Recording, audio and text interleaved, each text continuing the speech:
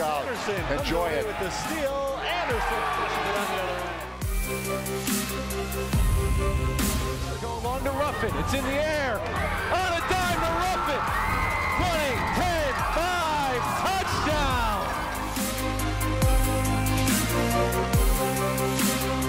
Aaron on the other end pushes it down just inside the line.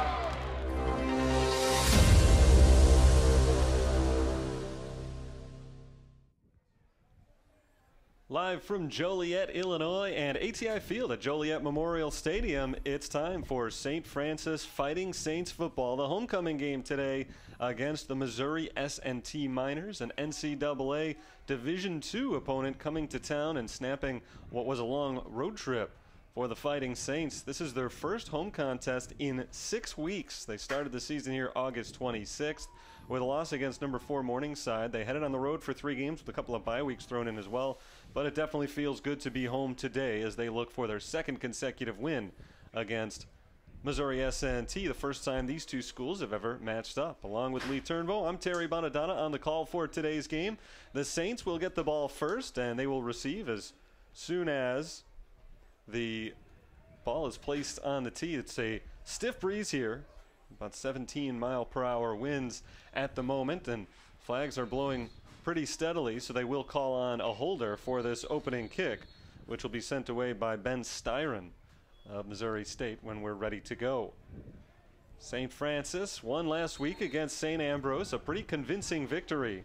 So they're trying to carry over that success into today's game back at home against what should be a pretty tough opponent. We're ready to go. The kick is away from Styron, and we have begun today's contest. The ball received inside the 5-yard line. That's Johnson on the left side across the 20 and stopped short of the 25. Lexus Jackson on the return, and we will see St. Francis's offense take the field, led by quarterback Aaron Ellis, the junior transfer from St. Joseph's University of Indiana. Got his first start with the Fighting Saints last week and back out there today after a great performance a week ago. We'll talk more about that in a little bit.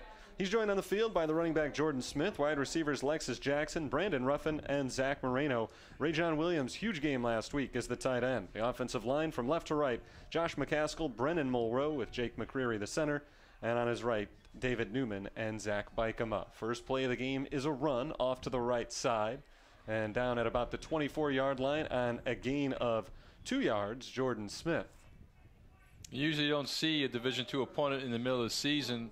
Missouri, as you said, Terry, has been on the road for 5 consecutive weeks, and that's a tough road to host. St. Francis, this is their first home game, as you said, in 42 days, so both are used to being on the road for a while.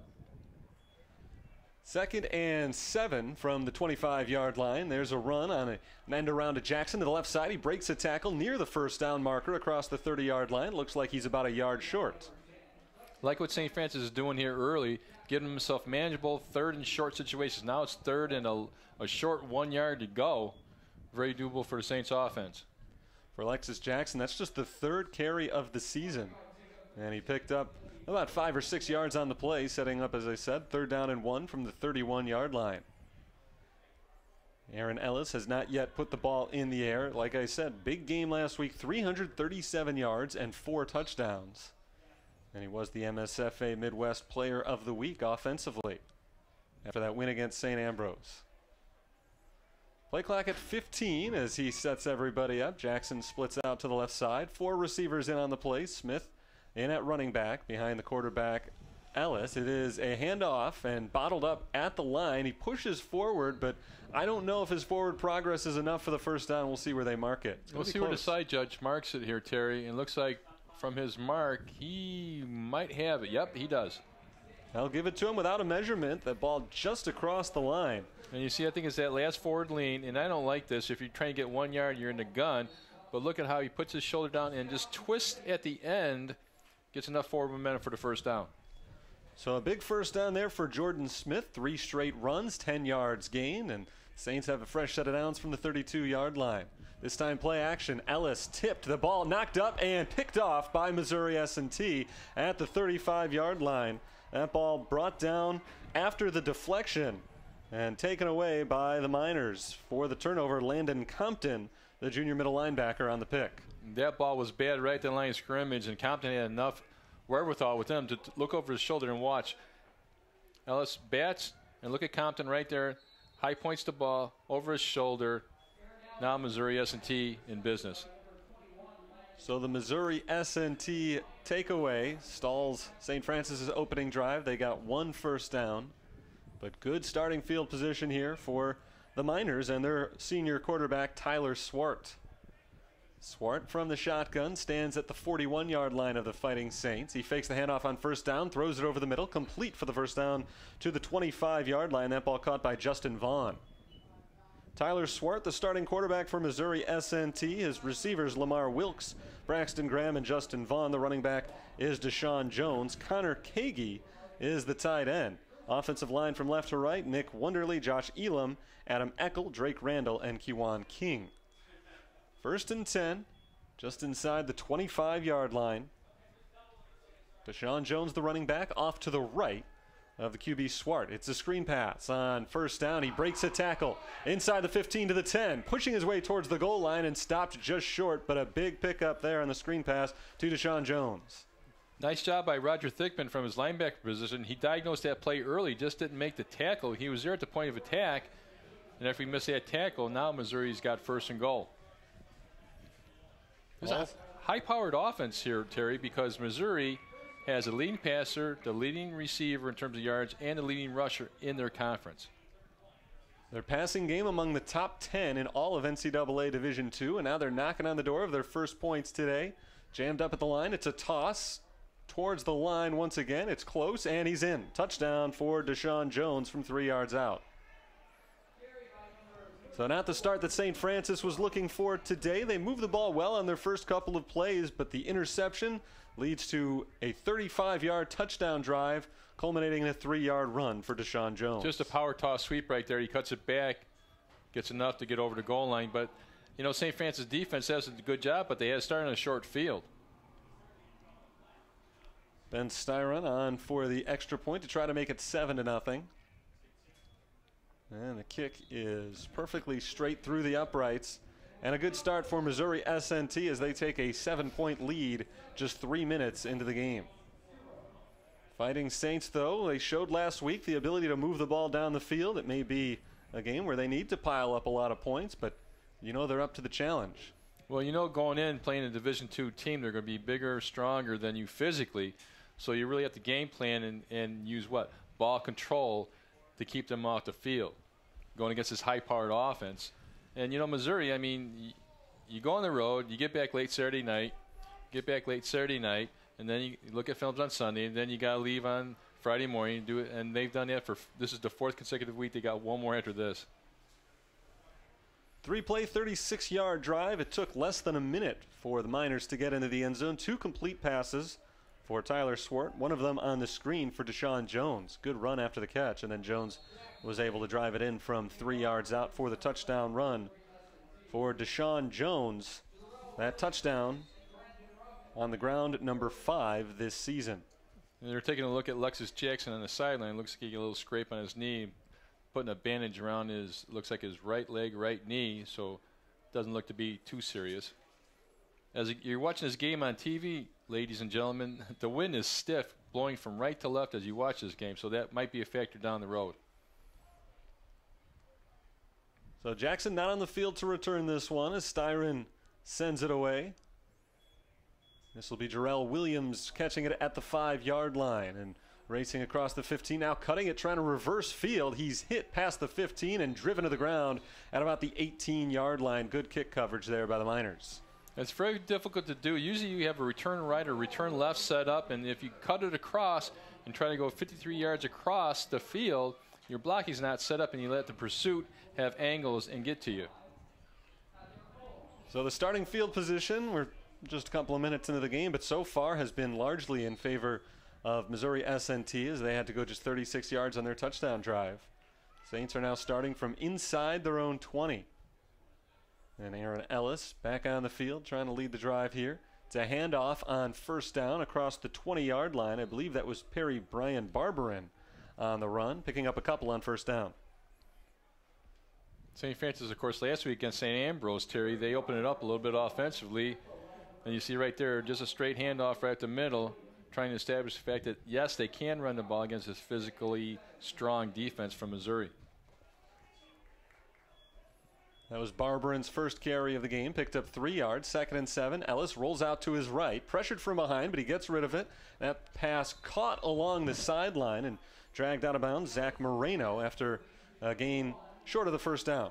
And the thing about Ellis is he throws a real pretty football, doesn't he? It's a tight spiral. He puts down the money, gives the receiver a chance to make the catch and get out of bounds, leave St. Francis with a 3rd and 3. They've had a couple of 3rd downs. They've been very manageable, picking up chunks of yards on 1st and 2nd. It will be a handoff to Barberin on 3rd down. He needs to get to the 28, and it doesn't look like he got there, but it's going to be close on the spot. So, again, it's going to depend on the referee's spot. I think he's going to be about a half a yard short, maybe, Terry. Well, they put that ball down just shy of the 28. They needed to get, I think, exactly to the 28-yard line. It looks like where the sticks are set up right now. And they're going to measure before deciding whether this is a 1st down or not. This is a big play right here because we're still very early lead, but this has got a chance to spiral in Missouri's favor. St. Francis trying to control the ball here. And, of course, Missouri's got the win here in the 1st quarter. Big play, big game. There's a nice homecoming crowd here at St. Francis. Got the tent set up, got the tailgating going on. Really nice crowd here. Of course, we had a Joliet Catholic Bennett football game played here this morning because they had a little accident last night, cut out the power to the stadium last night. So that game was played this morning at 9 o'clock. And St. Francis is going to be about 6 inches short, looks like. 4th down from their own 28-yard line. You don't want to give it away right here. This would be a bad spot on the field to do that, but it is literally about 6 inches. What do you do here? You got to kick it. Even though you're kicking in the wind, you got to kick it because you can't turn the ball over on downs right here and give Missouri another short field to work with. Joe Curry looks like he's going to leave his offense on the field. Maybe they're going to try to get him to jump off. Just under 11 minutes to play in the 1st quarter. Missouri S&T has the touchdown lead, and the Saints trying to pick up 4th down and short here. Ellis under center. Signals for Jackson in motion. He dives forward, and he got it. A quarterback sneak on 4th down and inches, and a huge 4th down conversion right there for the Fighting Saints. You know, I don't know if the game situation has much to deal with that, Terry, as the wind conditions. And I don't think that Joe was real comfortable kicking that ball in the wind, because if you kick in the wind, then you still, give Missouri a short field. That ball wouldn't have got to the 50-yard line.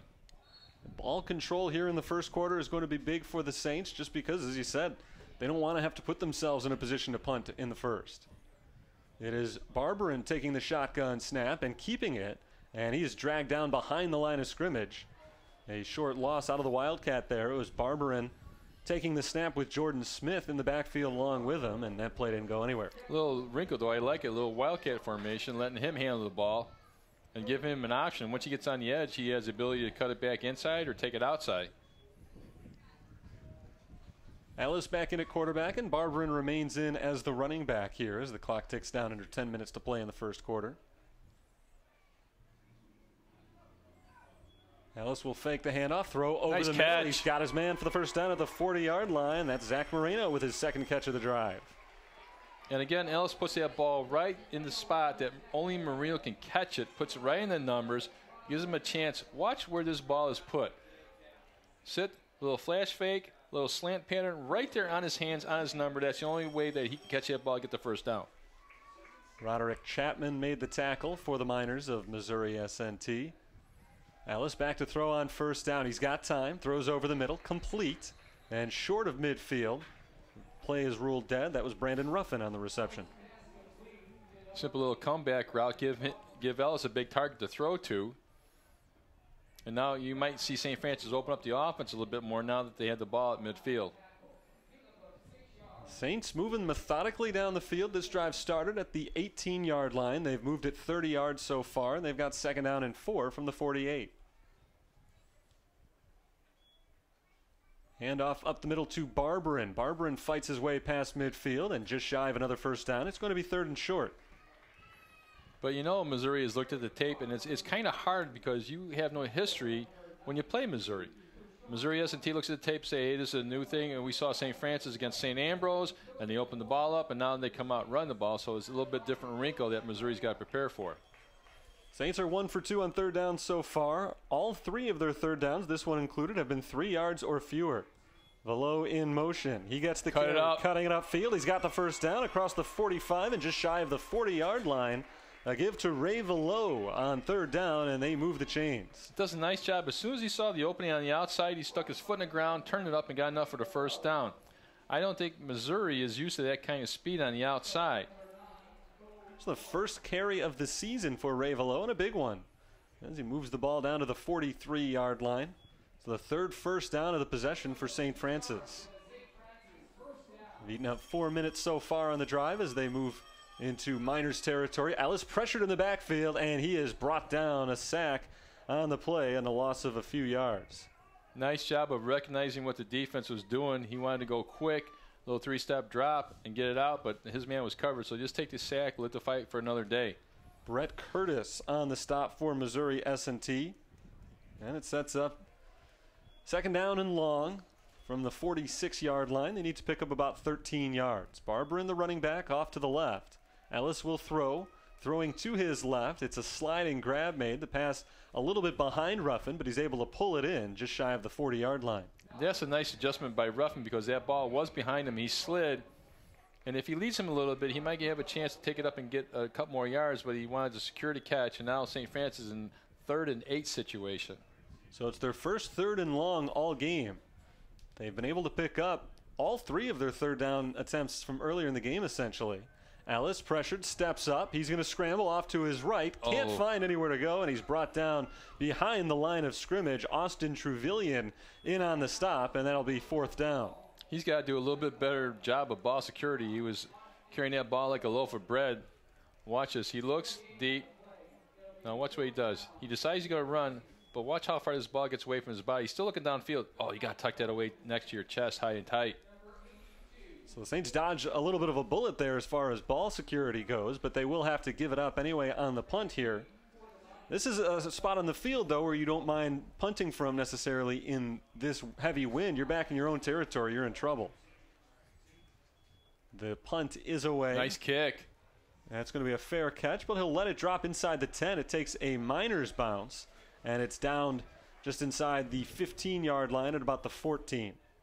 And you got to know that unless that tip of the ball hits to the ground, Terry, the ball is going to bounce up in the air, and with this wind, it's going to blow back to where you kick it. So that's a nice job by the Saints punt coverage team of recognizing that and getting that ball, because that ball could have bounced back another 5-7 yards easy.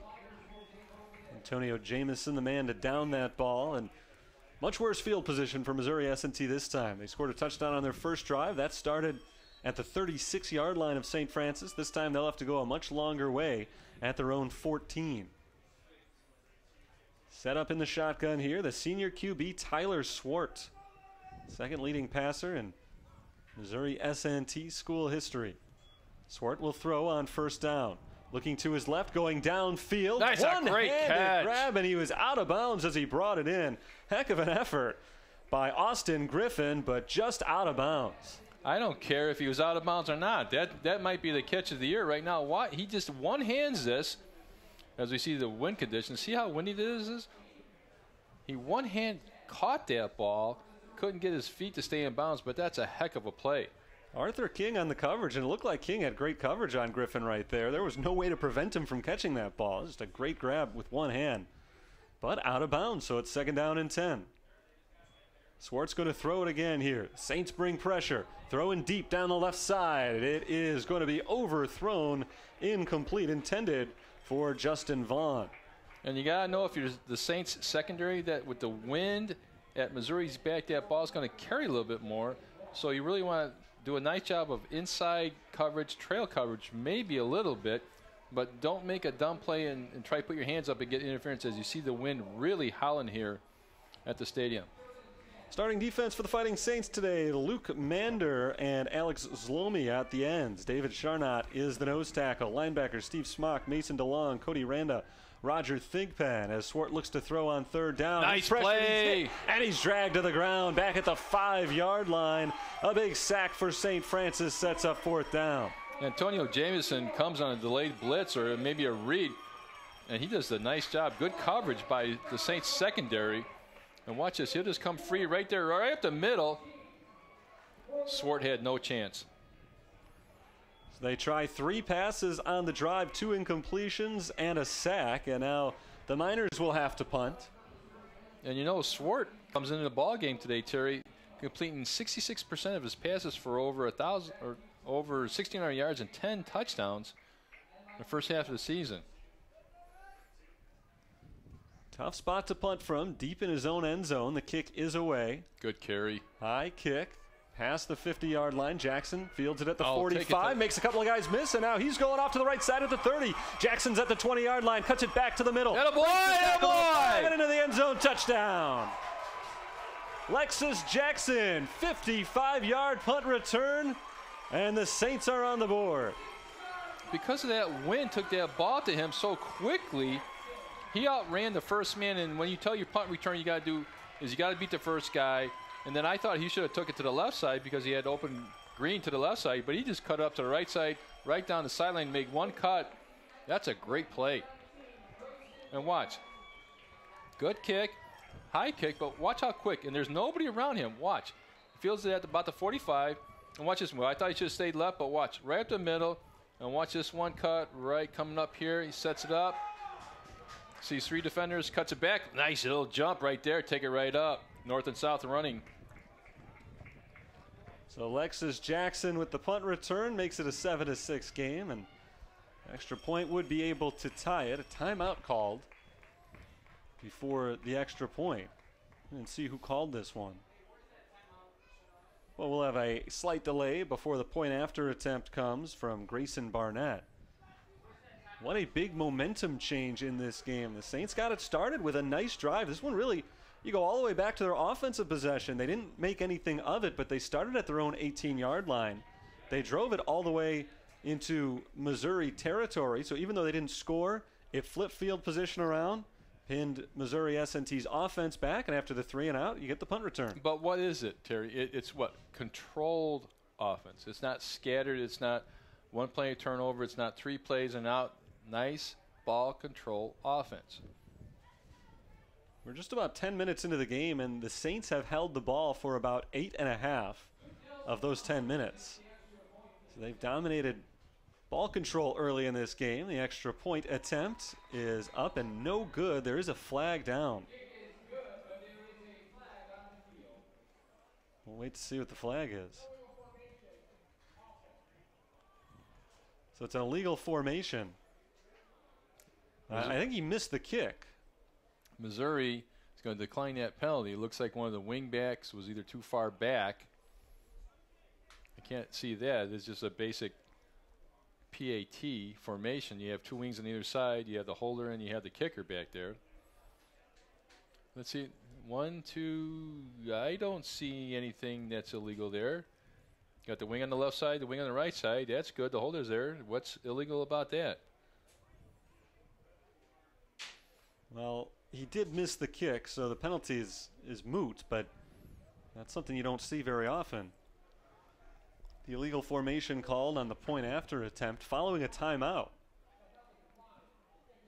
So finally, after some discussion, the penalty is declined. The kick no good, and St. Francis still trails in this game, but they've really taken over momentum here, now down 7-6. Missouri S&T is about to get the ball back, up by just 1 point. Talks about Missouri S&T's high-powered offense coming in. They've got the leading quarterback, leading running back, leading receiver in the conference. We haven't seen a lot of the running backs so far, at least not on the ground. Do you think that Missouri S&T gets like a frequent driver mileage program? I mean, they've been on the road 5 weeks. I mean, can you imagine after spring football you come home and say, hey, yeah, Mom, Dad, we're going to be on the road for like a month and a half straight. Yeah, I've never seen a schedule like that. This is week 4 of their 5 consecutive road game stretch, and they're 3-0 on the road, so maybe. And then you get those major Division I programs, Terry, that they don't leave their state until like October 10th. You know what I'm saying? They'll play the first 5 games at home. Well, one of the crazy things about Missouri S&T's schedule, a lot of these are conference games. The last couple have been in the conference, so they haven't even necessarily had total control over it. This one, obviously, a non-conference game and not necessarily coming at the best part of the schedule for them, as the kick is away. A short kick fielded at the 20-yard line, hit at the 25 and stumbled forward past the 30-yard line. Ball is loose, and diving on top of that, Missouri S&T at the 31-yard line. Roderick Chapman on the initial return. He dropped the ball late on the play, and it was recovered by Jordan Gomez. You usually don't like your returners to spin because now they can't see the pursuit. Watch, the wind knocks it down. He fights, there's a spin, and he'll make another spin right here coming out of there, and that's when the ball comes out. Right there, the guy from the backside knocks it out. So they did lose a couple of yards on the fumble, but they did not lose the ball, which is the most important thing. Josh Brown was actually the guy to fall on the ball, number 20. So heads-up play by Brown to keep it alive for Missouri S&T, and they'll take the ball for the third time today, starting at their own 30-yard line. Handoff to Jones on the right side, and nowhere for him to go. Got about a yard. That first drive for Missouri S&T, very impressive. They moved the ball 36 yards on only 3 plays and scored a touchdown. Since then, they have run 4 plays, and they've gained a combined total of 2 yards on those 4 plays. Nice job by Cody Randall from his linebacker spot, number 36, come in there and knifing through. Your keys, you read your gap, you shoot it, you don't wait. You have the ability to make that play. Second down and 8 from the 33. No running backs, 3 receivers on the left of Swart. To his right, throws complete. Across the first down marker and pushed out of bounds at the 45. Justin Vaughn, there's a flag down, but I think that's going to go for offsides. Looked like somebody jumped on the left side of the line for St. Francis. And St. Francis goes with that 3-man front probably about 9% of the time. And it is going to go to St. Francis. They're going to decline that. It'll be a first down. Alex Zlomi jumped before the play there. Zlomi, the reigning defensive player of the week in the conference, had 2 sacks last week against St. Ambrose. St. Francis swept all the awards last week. They got the offensive player, they got the defensive player, and they had the special teams player of the week. Yeah, Luke Nelson, the punter, was the special teamer to go along with Zlomi and Ellis. There's a handoff on first down. Jones bounces to the outside. He is hit just past the 45-yard line and gang tackled to the ground at the 48. And watch next time that Missouri goes into the shotgun. Their center, it's not a real firm snap back to the quarterback. He kind of puts a lot of air on it. Takes a little longer than expected back here on a shotgun snap. So that might pay into something later for St. Francis. Second down, 6 yards to go for the Miners. Just short of midfield. Jones in the backfield along with the quarterback, Tyler Swart.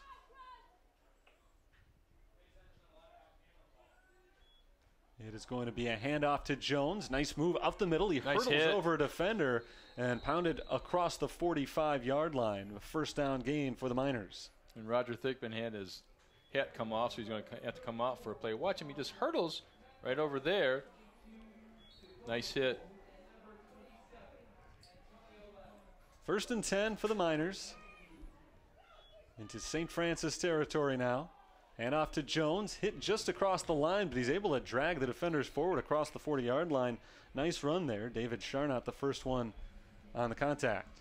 St. Francis does a nice job defensively closing down from their defensive line position. That pursuit, once you see that ball go the other way, close right down the line. Watch this, right from his defensive end position. Watch this. Grab him, hold on. Nice job. Well, he nearly pulled his pants down on the play, but Jones stuck with it. Ended up picking up 4 yards. Second and 6. Swart will throw. He's got time. Lobbing it out to the right side. He's got his man caught for a touchdown. Perfect pass right there. Josh Brown, the freshman receiver. Is that ball just thrown over the top? Brown pulls it in and trots into the end zone. That was a pretty pass. There's nothing that we could do about that from our cornerback position. He put it right in the numbers. Coach Curry not too happy about that. So a 69-yard touchdown drive for the Miners. And watch how he just drops this right over the defender, right down the chimney, boom, walks in for the touch. Just a perfect pass right there. Josh Woodard has got a 7-inch advantage on Brown there. The extra point is good, but that one just lobbed over the head of Woodard. He's unable to make the play. So a touchdown and an extra point. It's 14-6 now as Missouri S&T has put it in the end zone on 2 of their first 3 possessions of the game. And St. Francis has shown a resiliency, especially here at home. After the opposing team makes a big play, they come back and answer either with a nice, long, sustained drive or a scoring drive. 6 plays, 69 yards on that drive.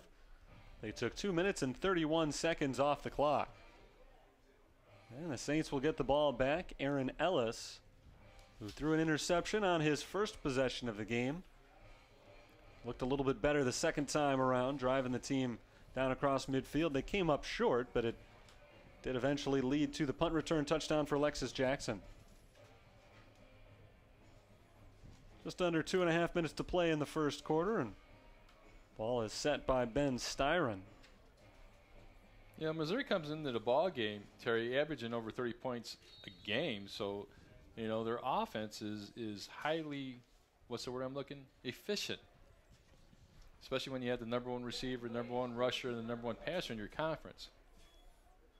Alexis Jackson back out to receive this one. It's into the end zone, and he'll let it go out for a touchback.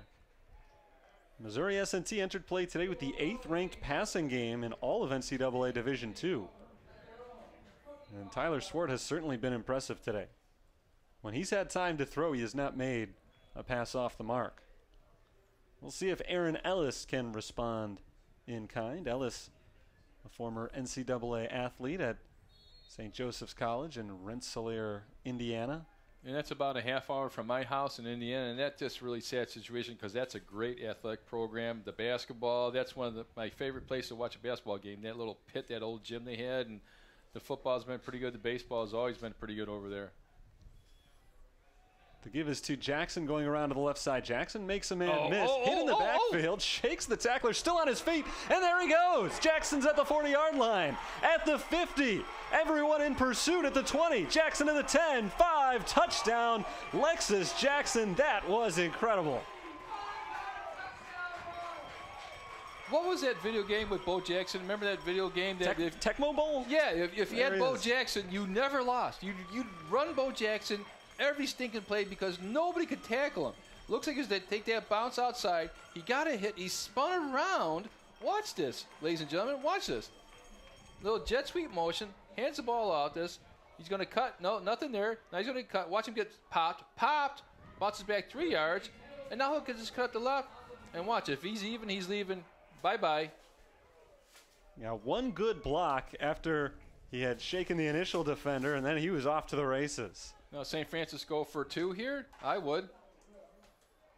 Still kicking into the wind late in the first quarter, and penalty is called on St. Francis. It's going to be enforced on the kickoff. They're going to get a sideline warning or a sport. I mean, you make a play like that. It's on the other side of the field. You weren't interfering with anything, and they're going to call that on St. Francis. So the extra point, Grayson Barnett missed on the first attempt. See, Joe Curry's giving it to the ref, too. So are you kidding me? This one straight through the upright, so it is once again a 1-point game. A lot of points here in the first quarter. Missouri S&T 14, St. Francis 13. Alexis Jackson has both touchdowns, one on a 55-yard kick return. That time on a 75-yard run. You take all the, I mean, it had nothing to do with the play. Had nothing to do with the play. Okay, so when you watch the Cubs game tonight and something good happens and the guys jump on the field, you know, all right, what are they going to do? Call the home run back? No. All right? No, they're not going to do that. And this one hurts as well because we've talked all first quarter about this brisk wind. It's tough enough to kick into it to begin with. Now they're going to be backed up a little bit further. Still, though, more good than bad going on the last few minutes for St. Francis. That big run for Jackson. Watch this. Watch how he gets popped right here. Boom, gets popped. Now he just takes it up, and watch this. Pursuit. Everybody's on that one side of the field, and now he's gone. Look at the long strikes. 2 steps for every 5 yards. I was getting ready to praise him for cutting what looked like a 5-yard loss into maybe a 1 or a 2-yard loss. Thought it was impressive enough that he had done that, but he broke free of that tackle. Ended up going 75 yards. Looked like Jordan Smith, who made the big block to spring him. With this penalty, you kind of treat it like a what? A safety kick. This is where you're going to kick off. Low, should be low. That's a good kick. Kick drops at about the 20-yard line. This will be Roderick Chapman. Chapman, who fumbled on the last return, rip him up. Breaks a tackle here. It's still on his feet across the 45-yard line. And forward progress stopped at the 46. A good return for Chapman. Chapman had a big return the last time as well. He ended up fumbling the ball at the end of it, but he's shown he's got some impressive moves in the kick returner's position. Nice coverage, but watch. Once you make the initial hit, you got to wrap him up. Right here. Don't try to throw him down. Take him to the ground. And now he gets an extra, 6-7 yards because we didn't wrap him up.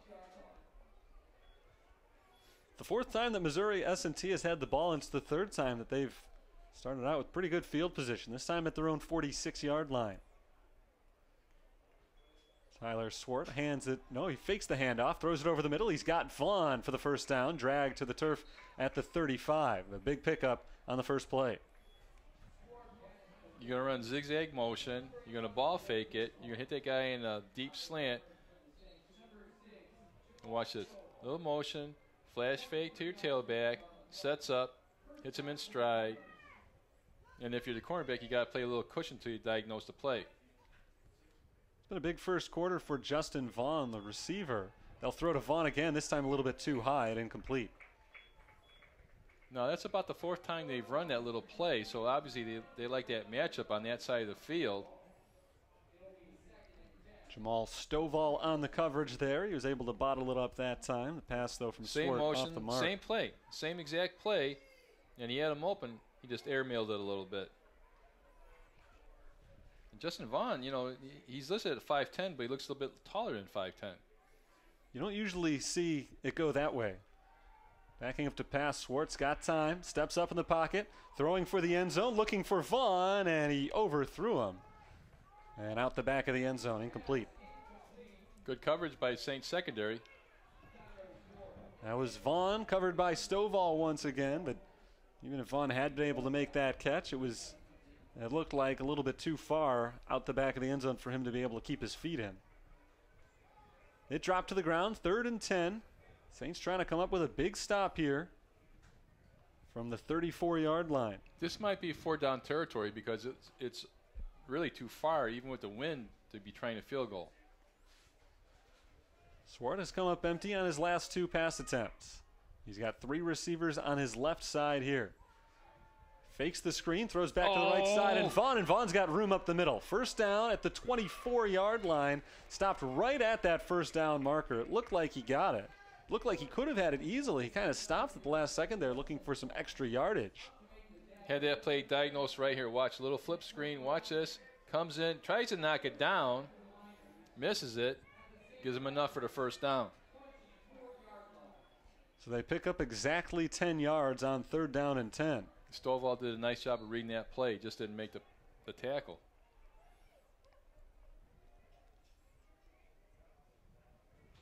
Jones, the running back to the left. And we're going to get us jumping off sides. And as a coach, that drives you nuts. You watch films tomorrow, Terry, and you say, how can my nose tackle, can my guy who is the closest to the ball jump off sides? That's the 2nd offsides penalty called against the Fighting Saints in this quarter.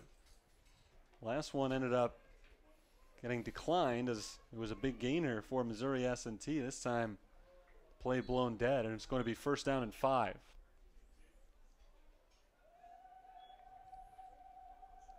DeLewis West is in as the running back now, standing aside Swart. Kagi, the tight end, in motion. Handoff is fake to West, thrown over the middle, caught, and into the end zone. Touchdown. Touchdown pass from Tyler Swart, his 2nd of the day. This one to Logan Armentrout. And the Miners are back on the board. Missouri receivers do a nice job of getting inside position on our cornerbacks, and they're a little bit bigger than we are. Watch this matchup. He just puts it on the inside. Nice ball by Swart, but look at that. Puts it right there where his guy can catch it. Jarrell Williams on the coverage there. Logan Armentrout makes his 3rd touchdown catch of the year. Point after is through. It's 21-13. Missouri S&T still ahead of the Saints. They scored on their first possession. They have not trailed.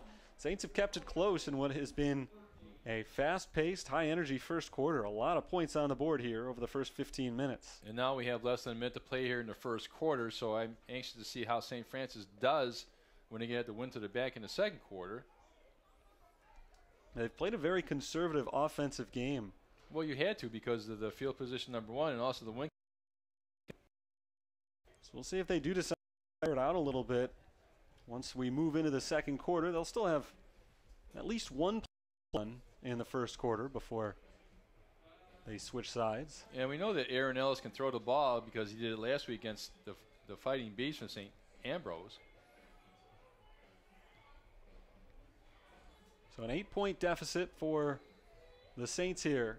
Each time Missouri S&T has scored so far in this game, St. Francis has come back with a really nice drive. See if they can do it again.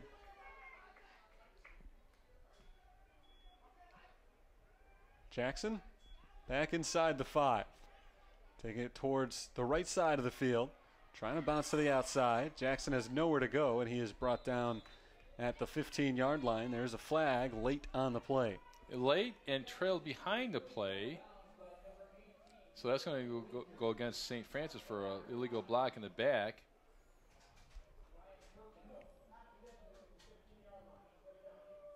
So they'll start at about the 8-yard line here, not the start to this possession that Joe Curry was hoping for. 48 seconds to play before the quarter break.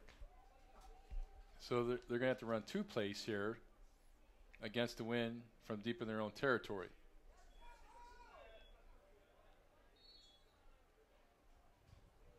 Ellis heads back out on the field with Jordan Smith, the running back. 3 receivers to his right, now one of them in motion. It's a handoff to Smith on first down. No room to run. He gets close to the 10-yard line. Pickup of a couple on first down. There is 1 second difference between... see, that's our home field clock operator. Come on, man. Really? Yeah, they're going to have to get one more play here because of the 1 second difference.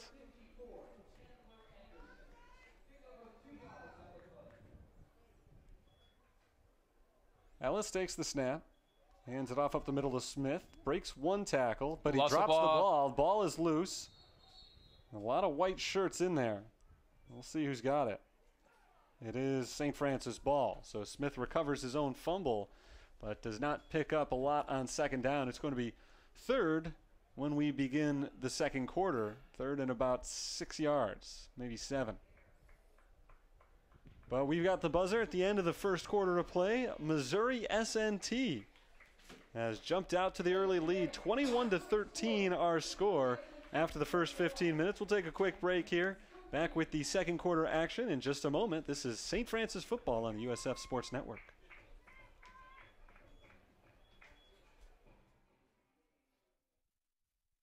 Loyola Medicine is the official healthcare provider for the Fighting Saints. We're committed to sports injury prevention, maintaining the health and nutrition of young athletes, and optimizing training and conditioning. Our team includes fellowship-trained orthopedic surgeons, primary care and emergency medicine physicians, licensed physical therapists, and certified athletic trainers. Our sports medicine program offers day, evening, and weekend availabilities. Caring for body and soul is unique, and it's uniquely Loyola.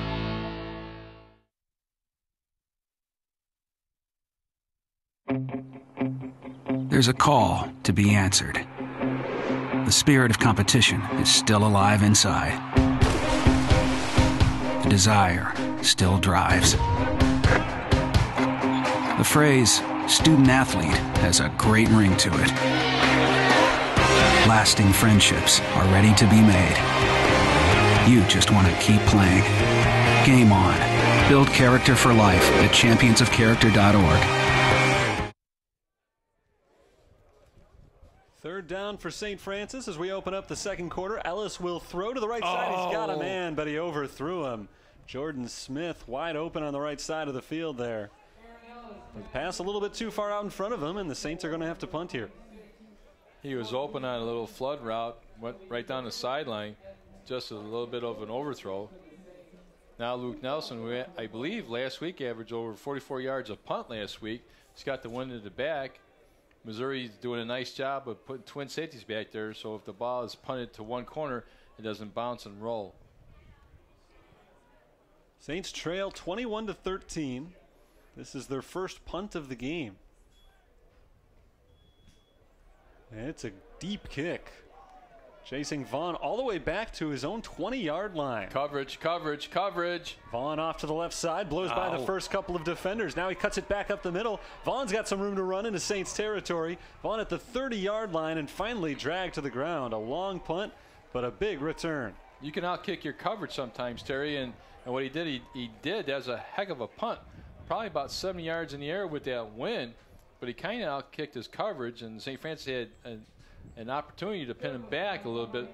But now again, Missouri, and watch this. This is a great punt from his goal line, and watch where he fields his ball. Inside his 25-yard line. 67-yard punt. 67-yard punt, but brought back almost the entire way, 48 yards on the return there. Punt returns have been a big factor in the game. Lexus Jackson took one to the house for the Saints earlier. But now the Miners in position to extend their lead as Swart throws a screen to the right side. Nice hit! Behind the line and dragged to the ground. Big play by Arthur King, taking out Josh Brown. Rick Hakey, you old alumni of St. Francis University, he kissed him. That's for you. Watch this. Little bubble screen out to the right side. Again, that timing on that snap is off, and watch this hit. Boom, wrap, on the ground, donezo. Second down and 12, and what a huge play by the Saints defense after that long punt return. And they're going to have to take Josh Brown out of the game. Brown running off the field on his own. Yeah, we'll give you some first quarter stats after this play. Second down and 12 from the 31-yard line. Three receivers to the left of Swart. He's got Jones in the backfield with him. And he will throw. It's going to be a screen pass trying to set it up for Jones, but he overthrew him. Third down. Well covered by Saints. First quarter stats, St. Francis had 128 yards of total offense in the first quarter. Lexus Jackson, 2 carries for 80 yards. Of course, that big, long return, too. Aaron Ellis, 4 out of 5 for 28 yards. His long was 13.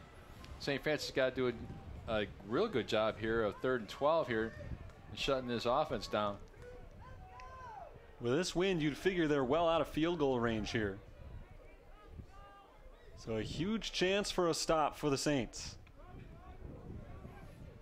Swartz thrown a couple of screens on this possession. One for a loss of 2. The second was incomplete. Pressured, he backs up and now chased out to the left side. Throwing long down the sideline and out of bounds, incomplete. 4th down coming up. Well, I expect them to go for it because you're not going to gain anything by punting the ball. It's too long for a field goal, especially against this wind. Swart doesn't get railed back there. He was 7 out of 11 in the first quarter for 135 yards and 2 touchdowns, but he does a nice job just staying tall in the pocket, reading what the defense gives him. Might be another opportunity for Missouri to run a screen pass. We've seen that 3 or 4 times. So they'll go for it on 4th and 12 from the St. Francis 31. They need to get to the 19-yard line. Swart looks to throw. Pressured. He lets it loose and nobody there. I think he was trying to hook up on that far side with number 2 Lamar Wilkes, but well out of his range, and so it's a turnover on down. It's supposed to be a post corner route because the top receiver stops. See him stop right there? He clears out that whole area right there and just got there late. Good job of coverage by St. Francis defense. So the Saints take over at their own 31, down by 8 points. St. Francis has moved the ball pretty well so far today. The big play on offense, of course, the 75-yard touchdown run by Lexus Jackson late in the first quarter. Barberin in at running back here to begin the second period. Backing up Ellis, he throws it deep. He's got Ruffin, and he's got Ruffin. At the 10-yard line, Ruffin will easily walk into the end zone. A 69-yard touchdown pass.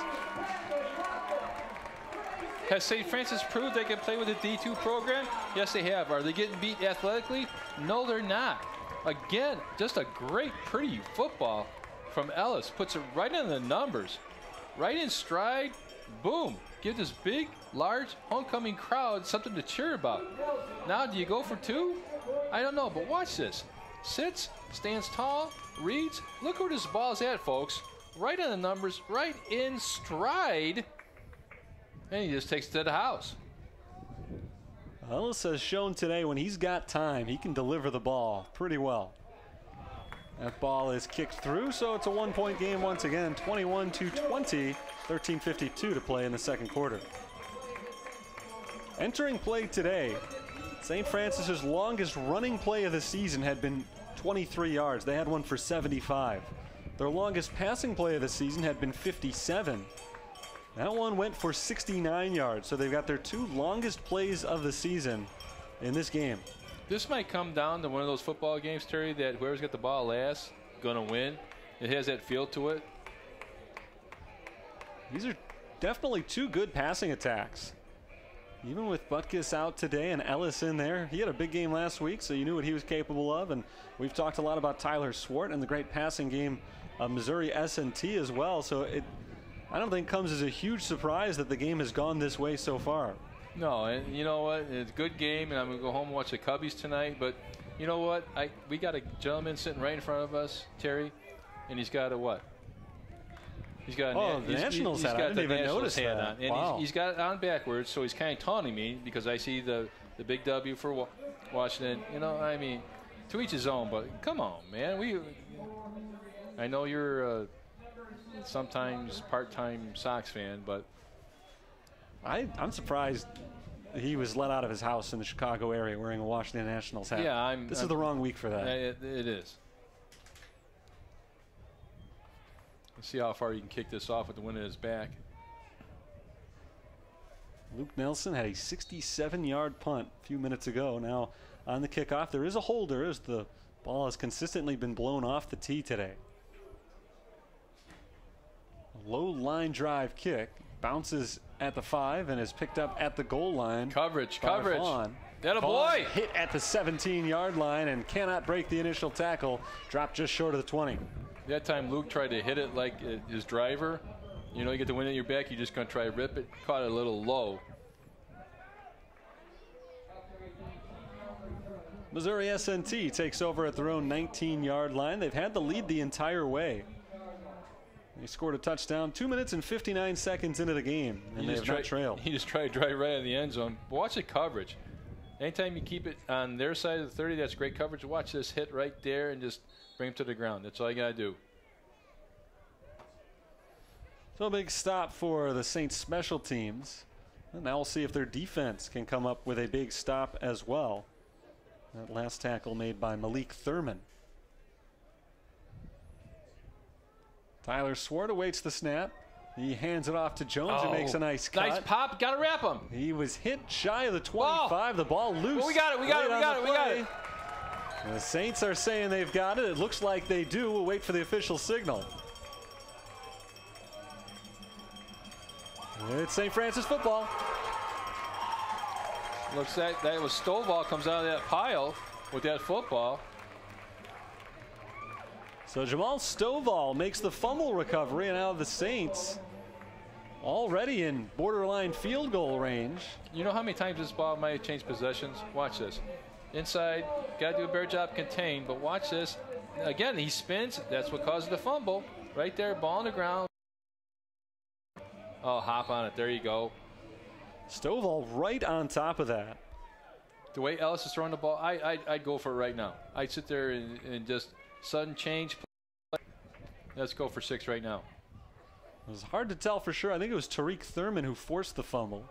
Stovall recovered, and now Ellis trying to give the Saints their first lead. Going to the end zone for Ruffin. Second straight play that results in a touchdown pass to Brandon Ruffin, and the Saints jump in front. I love the play call I love it after sudden change. Go for the dagger. And again, nice ball by Ellis, but even a better catch by Ruff. Nice job.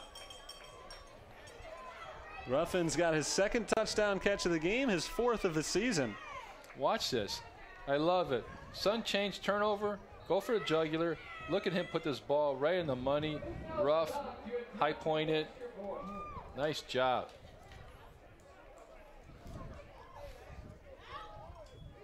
The extra point attempt is straight through, and the Saints are on top 27-21. Their last two possessions, 2 plays, 98 yards, 13 seconds, and 14 points. And you got the win at your back the rest of the first half.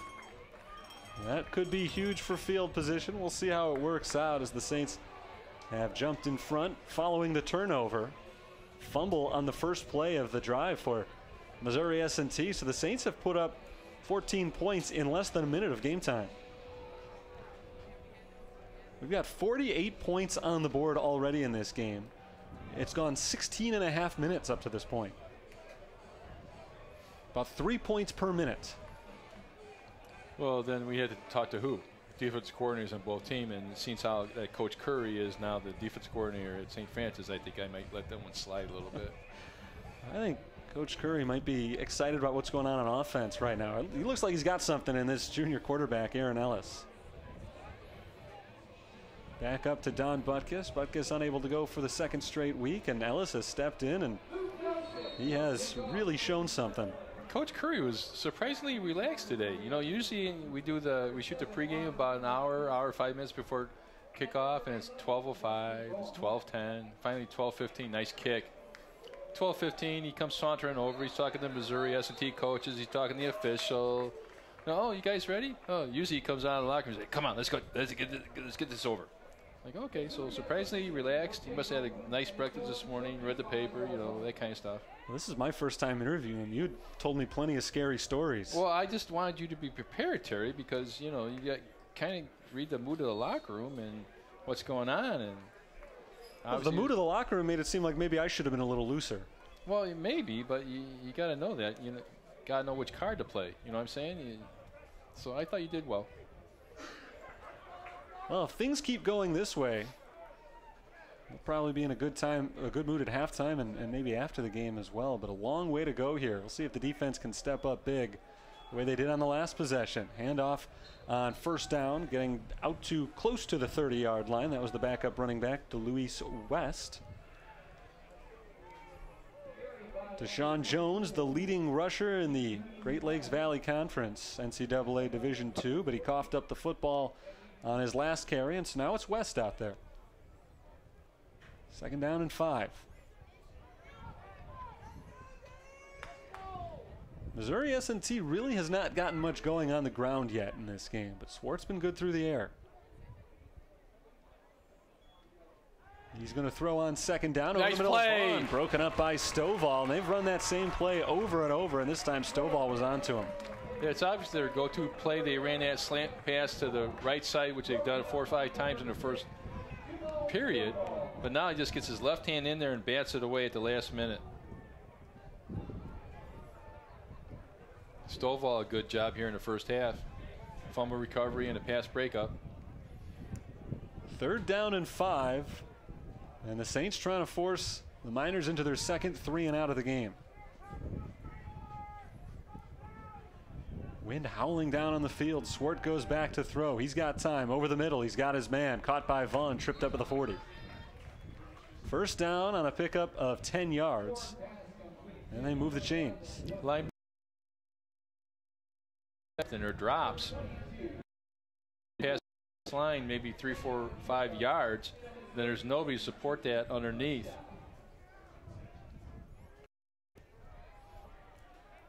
First down and 10 from the 40-yard line, their own 40. Missouri S&T trailing for the first time today, trying to respond to the Saints' back-to-back touchdowns. It's a fake handoff. He's hit as he throws and incomplete, looking for Armentrout deep, and there's a flag coming in very late on the play. Well, one guy threw it. The back judge threw it. The side judge threw it. So we'll see what the call is. Probably in that area it's going to be hold or illegal contact. Penalties all over the field. Swart was hit hard as he threw that ball.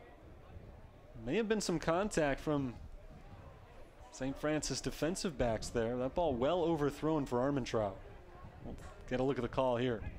Now see, this drives me nuts. You know what you threw the flag, so you know what the penalty is. Just tell the referee so he can make the call.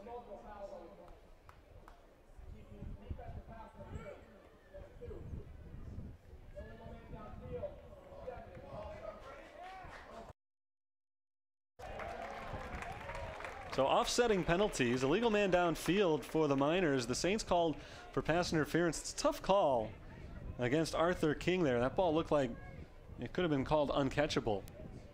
Maybe it was the grab that created it. Usually you'll get an uncatchable call on the sidelines, Terry, or else in the end zone. The ball a good 5 yards out in front of Armentrout, but maybe it was the grab that caused it to be so far out in front of him. So it's offsetting penalties, meaning they'll replay the down, 1st and 10.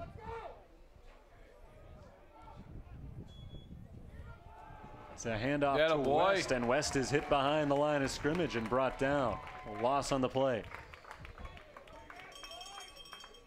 That time St. Francis linebackers do a nice job of coming in supporting that. Malik Thurman does a nice job coming in, wrapping up. Watch him shoot this right there from a safety position. Watch, he shoots, reads it, wraps him up, takes him down for a loss. Good tackle by Thurman. Alex Zlomi on the back end of that as well, chipping in. 2nd down and 11. Missouri S&T has moved the ball well. Like the Saints, they've had a few big plays in this one. Got three wide receivers bunched up on the right side. And he's looking to throw to the right side, going deep, and that ball batted away, broken up, and complete. Well defended that time by Dakota Dorr. That time Swart heard footsteps because he threw that one off his back foot. And watch, he doesn't get a chance to step in his throw. Late blitz right here coming from the linebackers. Yeah, see, he just pulls back a little bit. That's why the ball is a little short and incomplete. Intended for Lamar Wilkes. Again, it was Dorr who broke it up. 3rd down and long coming up for the Miners from their own 39-yard line. And let's see if they go back to that slant pattern that they love so much. Usually they like to run it on the weak side, so it'll be at the top of your screen. Vaughn is at the bottom of the screen right now. It's going to be a pass. Swart rolling to his right, finds his man over the middle, and it's knocked away. Stovall on the breakup. That ball intended for Logan Armentrout, and it sets up 4th down and 11. Does a nice job of getting his hand out to knock it down without draping his trail hand and arm around the wide receiver. A lot of times you get called for that. Watch, crossing route right here, tries to dump it off, dump it off, dump it off right there. Watch him put his hand in right now and knock it down. He needed to get to midfield for the 1st down, so even if that ball had been complete, I'm not sure he would have had enough room to run to pick that one up, but it's a moot point as pass break up from Stovall creates 4th down, and the punting team comes on the field. Nolan Menino to send it away. His first punt was returned by Lexus Jackson for a touchdown, and before Jackson gets a chance this time, the play clock is going to hit 0, and they're going to back it up another 5 yards. How does that happen on a punt?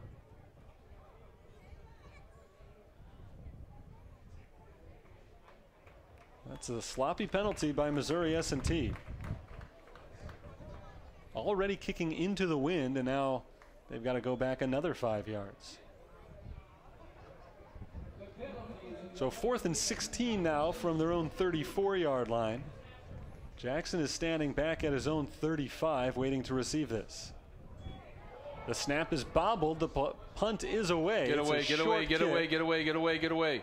It'll drop near the sideline and bounce out of bounds around the 40. Not a great punt after the bad snap, and great starting field position here for the Saints.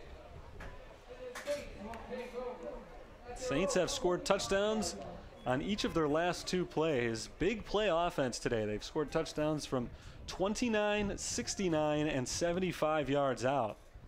This time they'll start with the ball at the 45-yard line, which is where it bounced out. So they're just 55 yards away from putting their 5th touchdown of the first half on the board. Aaron Ellis leads the offense back on the field. The running back is Perry Brian Barberin. Barberin ran for 100 yards last week, his first career 100-yard game. Getting a lot of time out there along with Jordan Smith today. Ellis will throw on first down. He's pressured, steps up. Now he's rolling to his left. There's a flag down, and he's sacked just behind the line of scrimmage. And we may get a hold here as well. Yeah, we're going to get a hold. That's usually always in position of an offensive line holding penalty. And when he scrambles, if a guy on the defensive line makes a sudden change, your natural reaction as an offensive lineman is put your arm out. Even though sometimes you don't hold, as soon as you extend those arms, umpire or the referee is going to call that holding all the time. Yards. Landon Compton came away with a sack on the play, but it was only a loss of about a yard or two. They were able to knock him back another couple yards there. Maybe they declined the penalty. See right there? Yeah, he grabbed a little jersey. So 1st and 20 from the 35.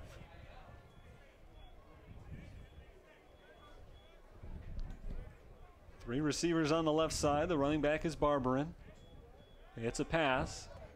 Ellis throws to his right, and that ball is caught right around the original line of scrimmage. A gain of 10 yards for Zach Moreno. That's okay. Get half of it back. Simple little curl stop route. Puts it on numbers. Watch. No rush. Very nice. Delivers it. Let's get 11 yards. 2nd down. Remember on that initial first down play, they had lost a yard. They picked up 9 yards officially on that one, so it's right back to where it would have been anyway. 2nd down and 11.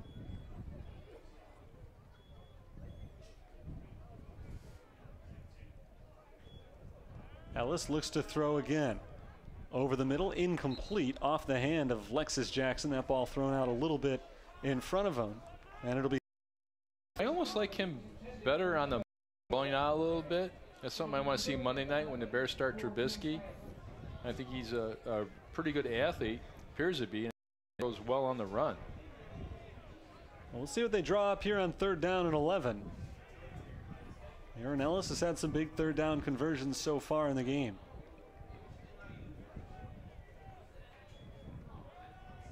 Here comes the blitz. He throws it over the middle, incomplete. He had his man there, but the ball a little bit overthrown for Ray Velo, and it's 4th down and long. You have to stay ahead of the chains, and that holding penalty on 1st down kind of killed this drive for St. Francis.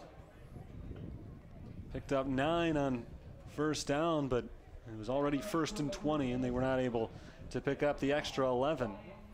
And you see him talking it over right now. It's obviously a little bit of miscommunication. Ellis thought he was going to go one way, and he threw the ball, and he didn't curl it in. Nice punt. Oh, my goodness. That punt will go out the back of the end zone. With that wind blowing at his back, Nelson maybe could have reined it in a little bit, but I don't think you. What are you going to tell? Home run hitter not to hit the home run? It's still a pretty good punt in terms of the net gain right there. It'll be a 35-yard net. Ball set up at the 20-yard line on the touchback. And Luke Nelson's got a leg on him.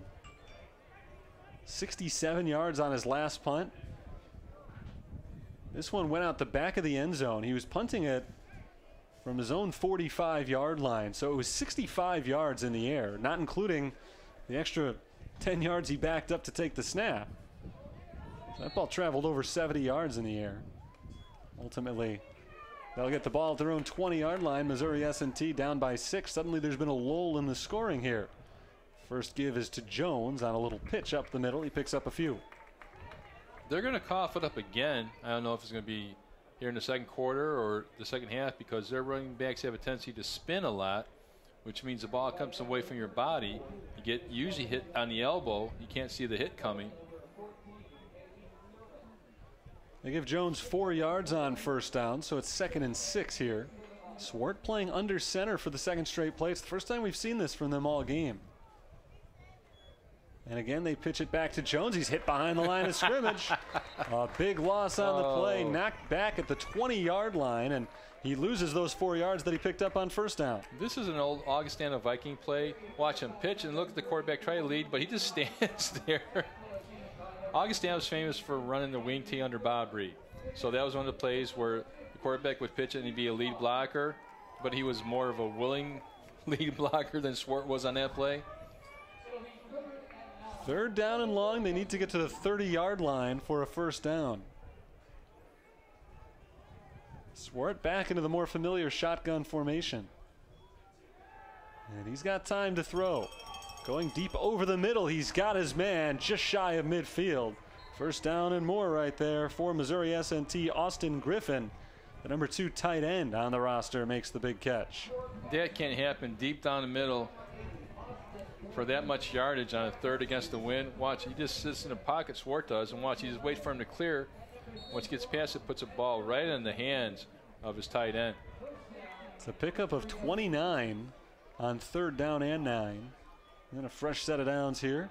Jones hit at the line, pushes forward for about a yard, but he's not going any further than that. Bottled up by a host of Saints on the play. 2nd down coming up. Saints defense has done an excellent job against the run today. It's a very good running back, Deshaun Jones, the sophomore. And he has not had any room to run.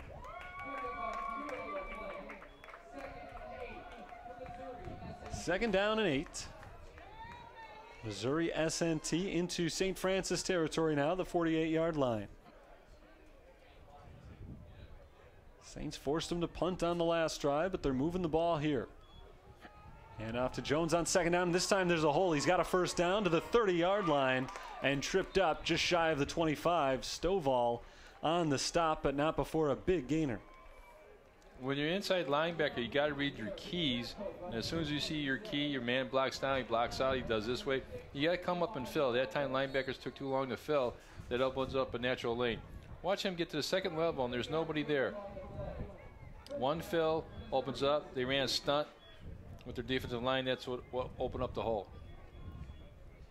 First down from the 27-yard line. Blitz coming from the Saints, and Jones again gets the carry, and Jones to the 10-yard line. He blows by the secondary and into the end zone. A touchdown run from 32 yards out.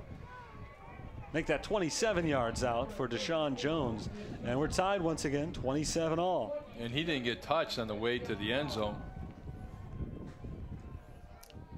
Just a little off-tackle play, zone blocking to the right side. Nobody lays a hand on him.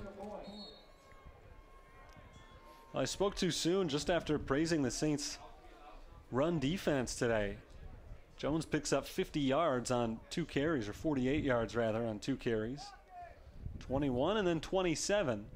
And now the extra point for the lead. There's a flag down as the kick goes through. It's the 2nd time today we've seen a penalty flag on an extra point attempt. We'll see what the call is.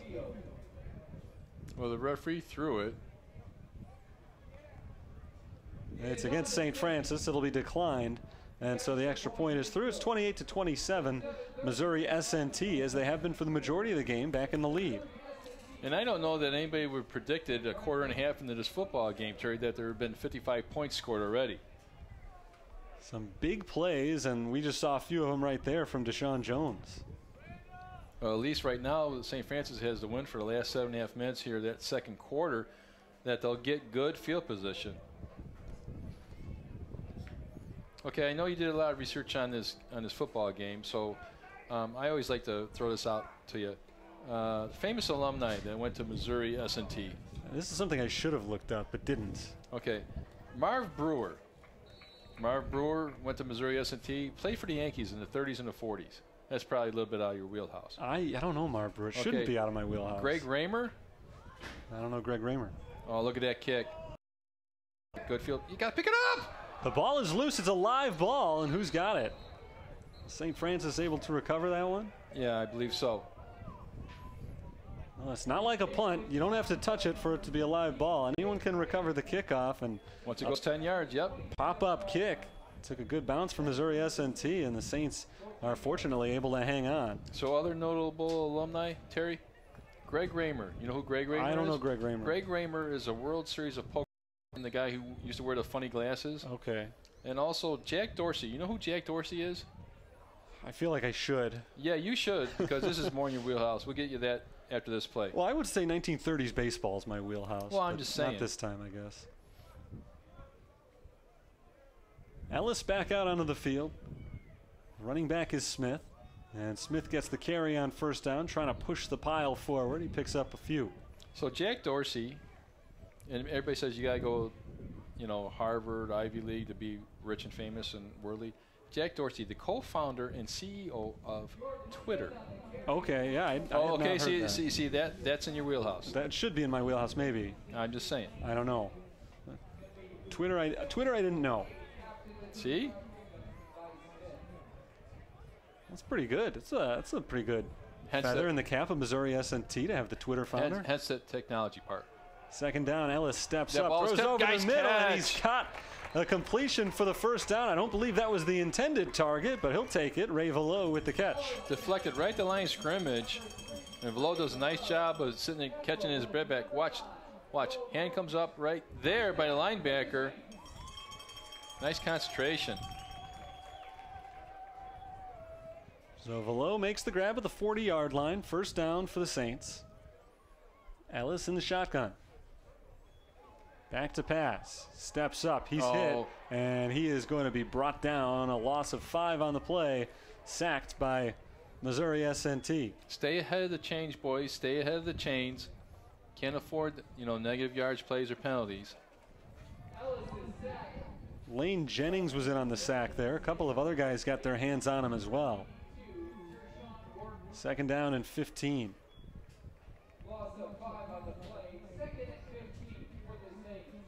The second and longs have taken the running game out of play to some extent. Ellis pressured again. He breaks free of the first tackler, now rolls out, throws it off to the left side. Catch. He's got his man, and the catch is made inbounds. There's a flag down, but that was a heck of a catch by John Pietrzak. Now, usually that's in the area where that flag was thrown. That's defensive holding or illegal contact, because that's outside of the offensive line tackle box. They did say that he caught it with both feet in bounds, or with at least 1 foot in bounds. Now we're going to wave it off.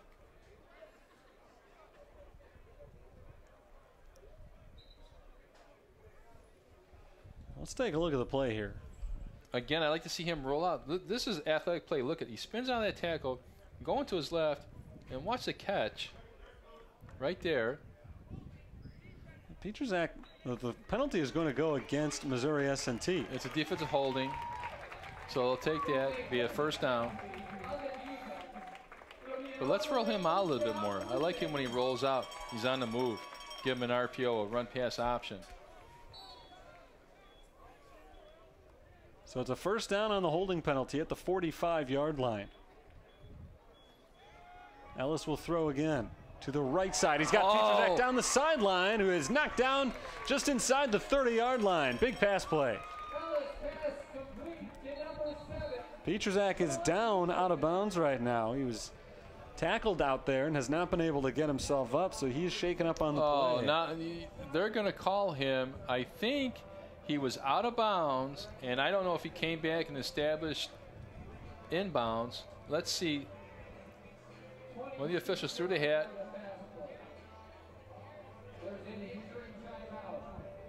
Yep, see? The official right there throws the hat. So that's what happens when you step out of bounds, you come back in. So Pietrzak's still down. They're going to tend to the injury before we get it sorted out. It looks like they're going to move the chains downfield. I didn't see him step out before making the catch. He was forced out of bounds, so you got to come back and reestablish your position on the field. It's a big gainer.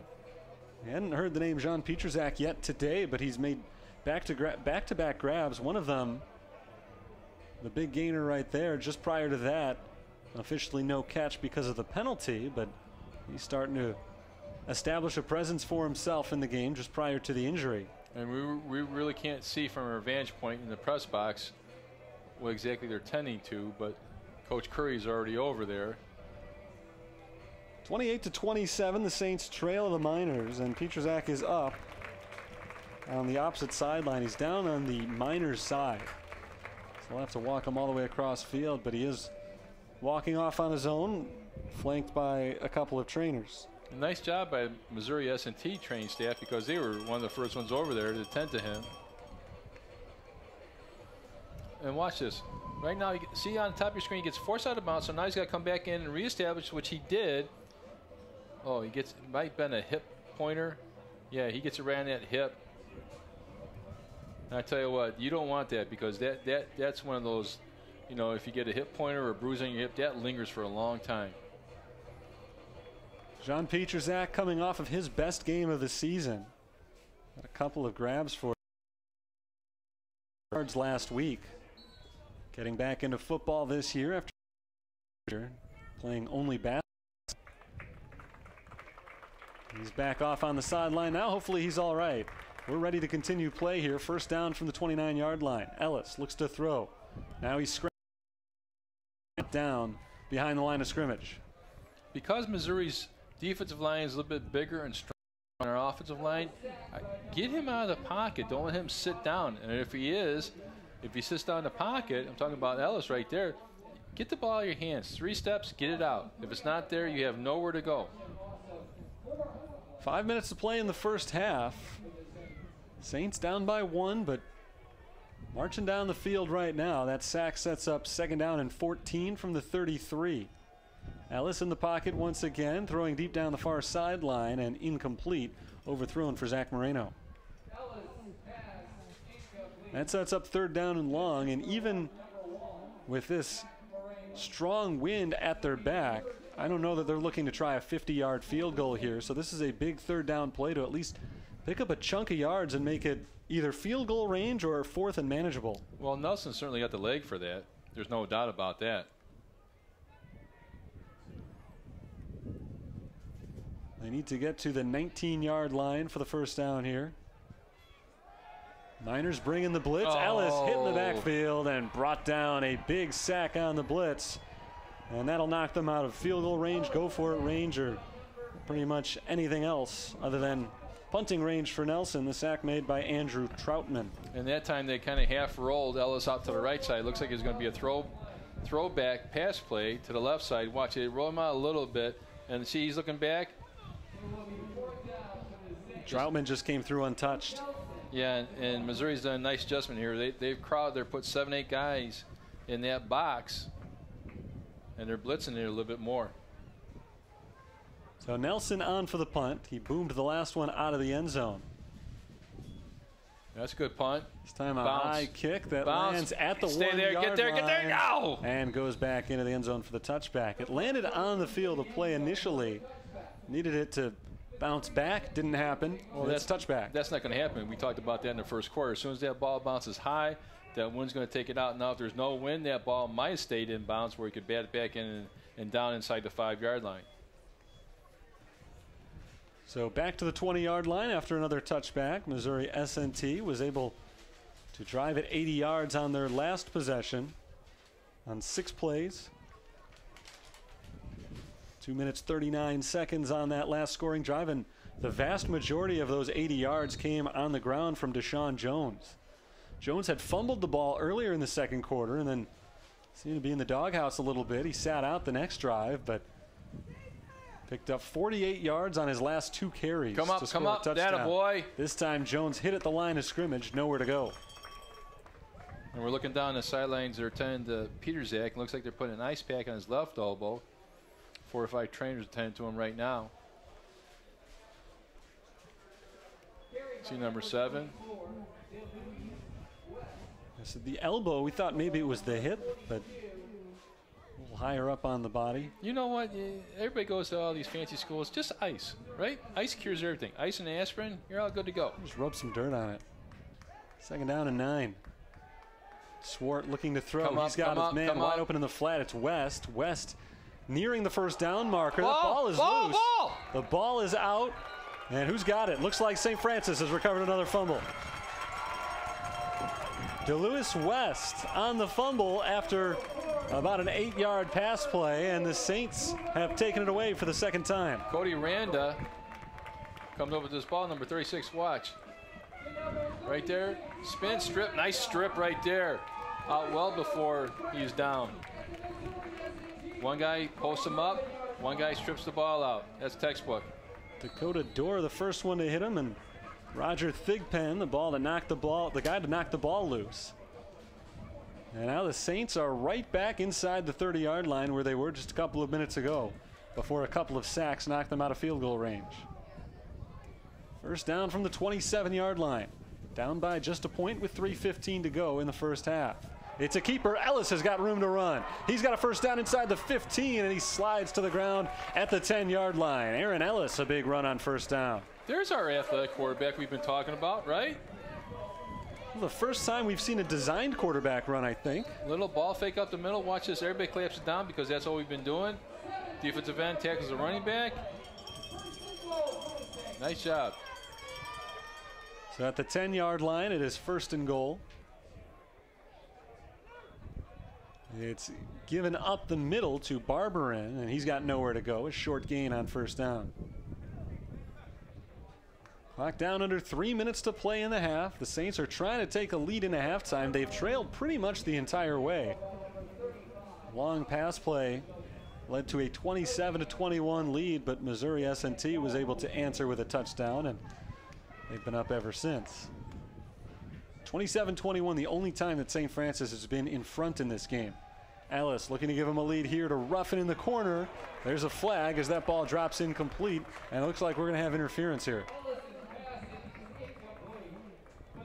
Ruffin's such a good athlete. And watch, you're going to get him for pass interference right there. Again, another conference by the officials. Pretty good tussle there between receiver and cornerback. The call is not interference but holding. It is an automatic first down for the Saints. It'll be half the distance to the goal here. First down at the 5. Ellis was trying to hook up with Ruffin for what would have been his 3rd touchdown catch of the game. Penalty sets up first down and goal from the 5-yard line, and Ellis now moves under center. Jordan Smith is the running back. Off to the left. Jackson in motion. He gets the carry going around to the left side. Jackson looking for the goal line and forced out of bounds shy by a couple of yards. Second down coming up. Because you have limited space to do what? Cut it up. Because you're on the goal line, as soon as you see an opening, cut it up. Because the defense doesn't have a lot of area to defend, do they? No. Watch. As soon as you get this jet motion right here, right there, cut it up, run that guy over, get what you can get. Now you string it out, you get the defense a chance to get over there. So second down and goal. Forced out of bounds at the 4-yard line. So they're all the way on the left hash now. Clock down under 2 minutes. And the play clock is down to 3. Ellis has got to take the snap here. He does with 1 on the clock. It's some miscommunication. Ellis is going to be brought down behind the line. He turned one way. Barberin went the other. They were looking for the handoff there, and it did not work out. Bo Brooks, the safety, came in on the sack. Or the loss on the running play. It was not really a sack because it wasn't a pass play, but it is a big loss, and it's going to be 3rd down and goal. Officially a loss of 4, back to the 8. And you would think just by the field position here on the left hash that St. Francis would do something to the right side.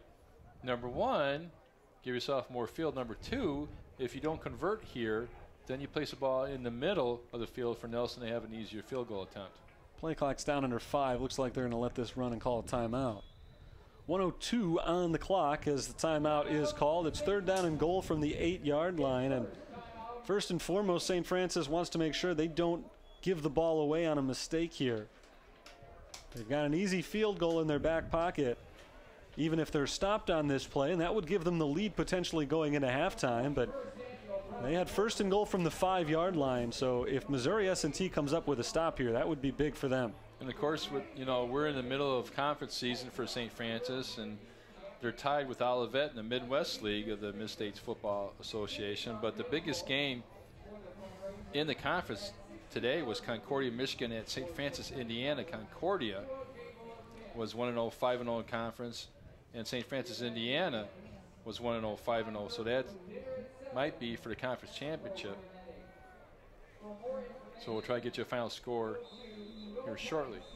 The game was an 11 o'clock kickoff, I believe. It might have been 10 o'clock actually, because St. Francis, Indiana, well, maybe 11 o'clock Central. So they're in the Eastern time zone. Coming out from the sideline, Barberin is the running back. Ellis, the quarterback, with 3rd down and 8 in front of him. From the 8-yard line, they need a touchdown here, lest they be forced to bring out the kicking team. Ellis looking to throw to the corner for Ruffin, and through his hands, incomplete. Just barely mistimed it there, and it's going to be 4th down. They'll bring on the kicking unit. I'd like to see, watch, this is a tough fade to run because you give yourself, what, limited area to throw that ball to. So we'll see if Luke can put this through and get St. Francis the lead under a minute here in the first half. Luke Nelson on for the short field goal. It'll be 25 yards, and it would give the Saints the lead back. Nelson did miss one extra point earlier in the game. This time the wind at his back. That a boy. 25-yarder is easily through, and the Saints claim the lead 30-28 with 55 seconds to play before halftime.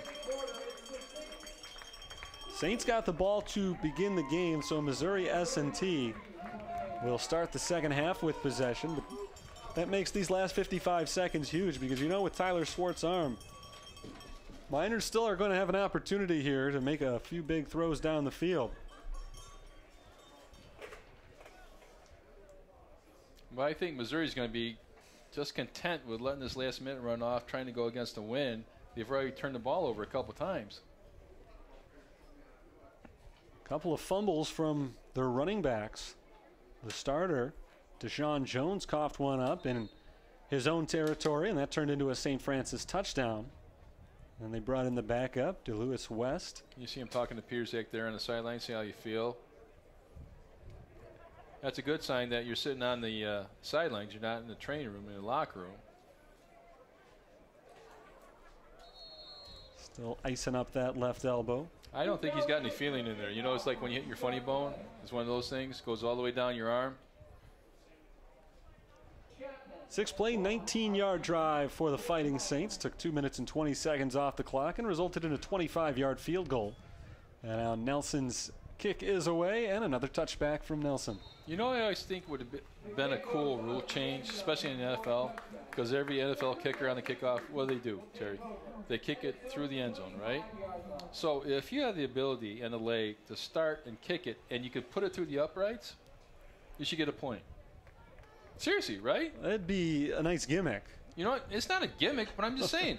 It's a gimmick. If you can kick it off, because everybody puts it out of the end zone now in the NFL, and you could put it through the uprights, you should get a point. At this level, you're not going to find too many guys who do that consistently. It'd be a well-earned point. It would. Nelson certainly has the leg, especially with this wind, to add a few points to his team lead under that rule. It is a 2-point lead for St. Francis, 30-28. Swartz got 4 receivers to the right. Now Deshaun Jones back into the backfield. Looking to throw on first down. It's a screen pass to Jones. Jones gets through the front line, and now he's got a first down to the 40-yard line, down the sideline, and forced out just shy of midfield. That's a big first play. With 46 seconds on the clock, the Miners are going to have an opportunity to march down into scoring range here. Stand corrected. Nice little screen to the outside. Usually a lot of teams like to do that in the first play of the 2-minute. Get what you can, because you know the defense is going to do what? You're going to play back a little bit, let you catch anything in front of you.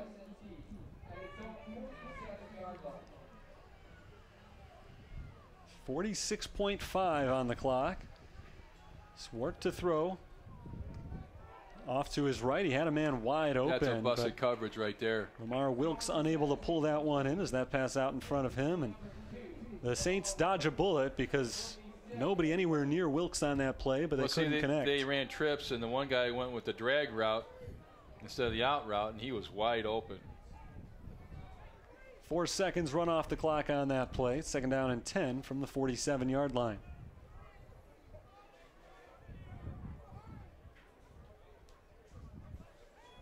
Swart looking to throw. Off to his left along the sideline and incomplete. He was looking for Armentrout and overthrew him. 3rd down and 10. So now with the wind as it is and with Lexus Jackson running the way he has been, this is a big play for the Miners just because they don't want to have to punt again. 38.2 seconds on the clock. Trips again to the bottom of the screen. It is a handoff to Jones. Get Jones him, dancing behind the line of scrimmage. Attaboy, wrap him up. And he's hit shy of the 50-yard line, dragged backwards. He picked up about 2 yards there, and we'll see if the Saints decide to call a timeout now. Coach Curry does. 26 seconds left. You might as well make him punt, right? Jackson's already got a punt return for a touchdown today. And especially if the wind knocks it down, say he punts it, and from this field position, he's where? He's at the 49, so 15 yards back, puts him at the 34.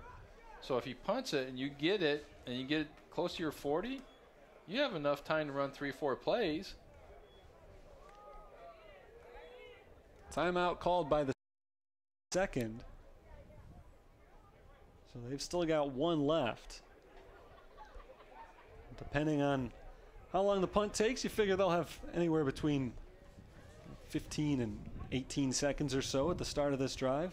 Now see, we're on the sideline, and we're sitting on the bench, and nobody talks to the kickers, right? Nobody talks to the kickers or the punters. So Luke Nelson is sitting down next to the injured guy, Peter Zach, and they're just talking. There's nobody else on the bench. It's just those two guys sitting on the bench, maybe talking about where they're going to have dinner at after the game. That's the only time they punt. Look at him. See, Peter Zach, he doesn't even want to talk to him. He says, no, I'm done with you. Okay, you're a punter. I don't even want to talk to you. It's only when you've got a guy injured on the bench. It's the only time you find a companion. See, he's going to walk. He's going to try to find somebody else to talk to. See, nobody talks to him. Nobody turns around and nods he's here because you're a kicker. Here comes the punt. A low line drive kick. Get away from it. Get away from it. Get away from it. Get away from it. They'll let it roll to a stop inside the 20. As the clock continues to run, Missouri S&T will just let it die at the 16-yard line. So Saints called a timeout, thinking something might work out for them on the punt. It did not, and now we'll most likely just see them take a knee here with only 12 seconds left. I mean, going in, you're coming off a good game last week against St. Ambrose. You have a 2-point lead here. You've played very well in the first half. Big homecoming crowd. It looks like they are just going to take a knee and run this thing into the half, but the Saints played very well offensively in the first 30 minutes of play. They will carry a 30-28 lead into the intermission against Missouri S&T, a pretty highly rated NCAA Division II school. And this was a pretty exciting first half of football. Let's see if we get an interview here before we go into our halftime break. But offensively, great work by the Saints. The defense stepped up and made some big plays when they needed to as well, especially in that second quarter. They held the Miners to only 7 points in the second quarter action. Looks like we're going to get Lexus Jackson down there in just a moment. Lexus Jackson, 2 big touchdown plays in the first half today. Can you hear us, Lexus? Yeah, I can hear you. Big punt return number 1, the big run number 2. You're not a running back. You had a few carries this year, but that was one of the more impressive plays we've seen in a while. What was going through your mind during that run? Just pretty much making a play. We was down, so I just said I got to make a play, put my team back up, and get us back in this ball game. Now, this is probably way before your time, but, we're talking about the Bo Jackson. What did you call that? Tecmo Bowl. Tecmo Bowl. Yeah, you look like Bo Jackson on that play. I know that's not exactly the way coaches drew it up, but it went well for you, didn't it? Yeah. It was just like all instinct. I seen the safety coming down, trying to make a play, but he hit me, but he didn't wrap up, so I was still up. And all that was in my head was just make a play. And I seen a good block by Brandon and Josh, the lineman, and I just seen the hole, and I just hit it. And I just seen end zone. Well, go hit the locker room, get some water, and have a great second half. All right, thank you.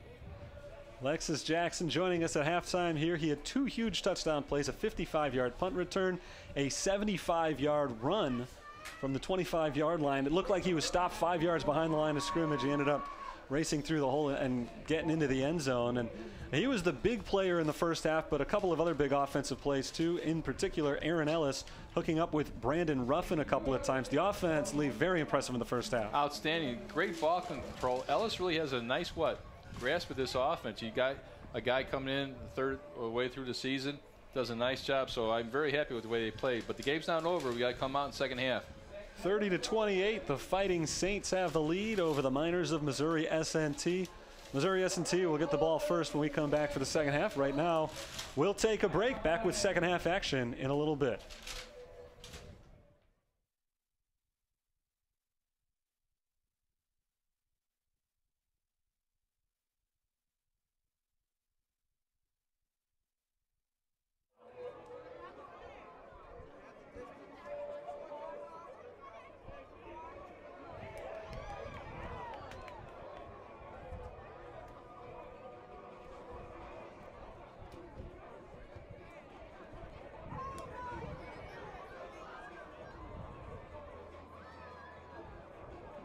one winner so far.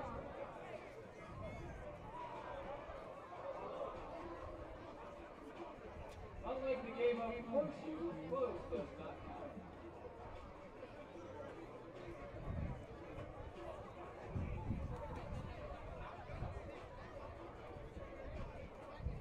Ten more seconds to throw your tennis ball. 9, 8, 7, 6, 5, 4, 3, 2, 1,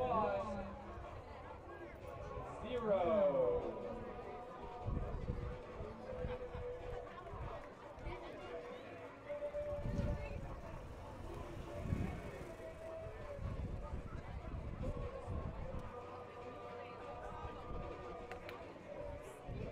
We need to bring up the numbers of the winners.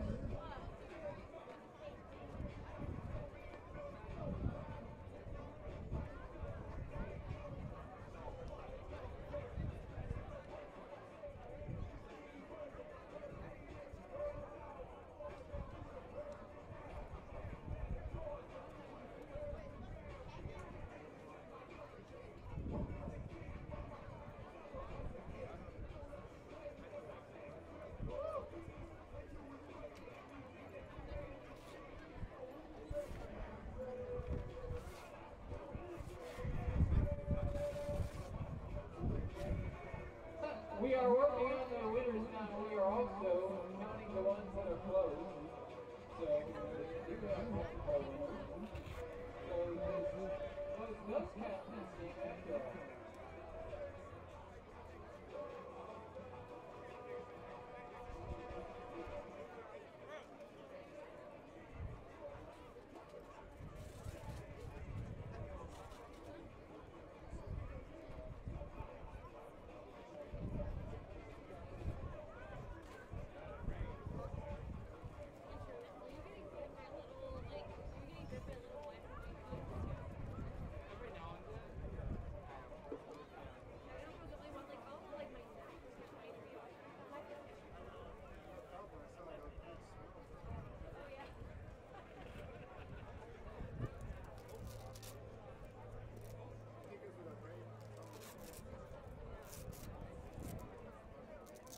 We do have a couple of lost and found items. One of the found items by the tailgating area on the north side of the stadium for the alumni earlier today was a pair of sunglasses. Lost your sunglasses. And also missing currently is an earring. If anybody spotted an earring earlier today, picked it up, please return it to the press box.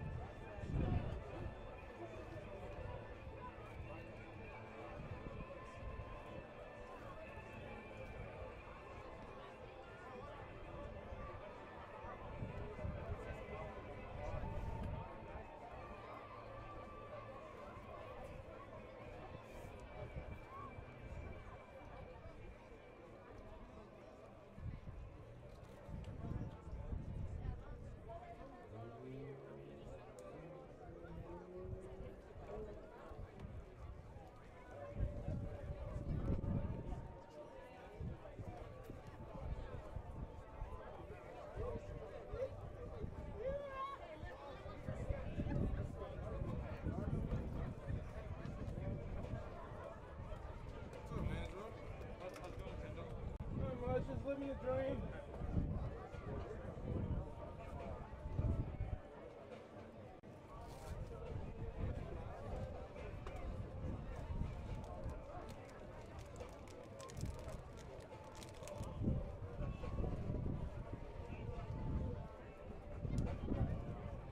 Start announcing the winners here shortly, so get ready.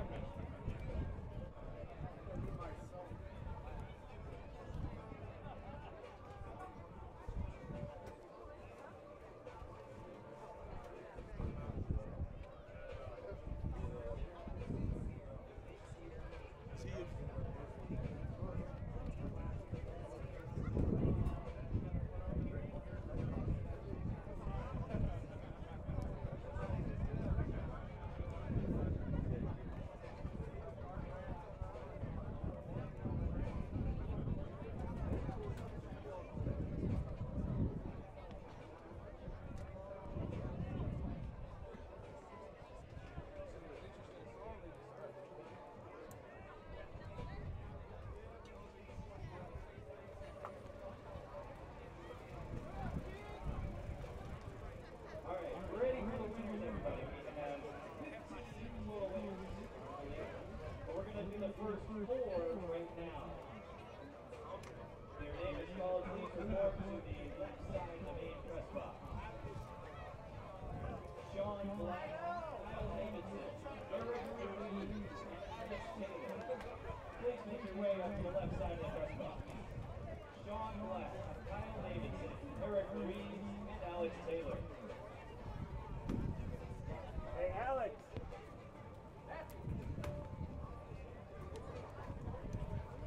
Once again, our first 4 winners, Sean Black, Kyle Davidson, Eric Reed, and Alex Taylor. Rich, I'll be back.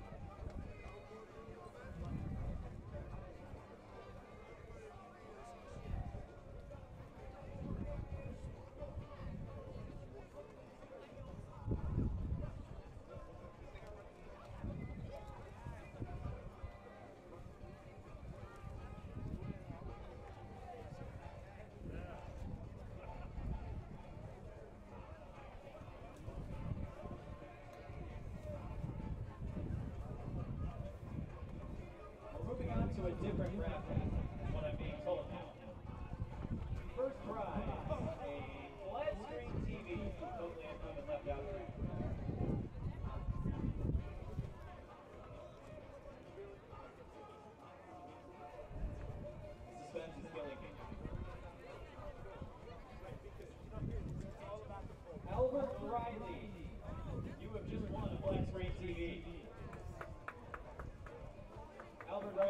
report to the left side of the main press box.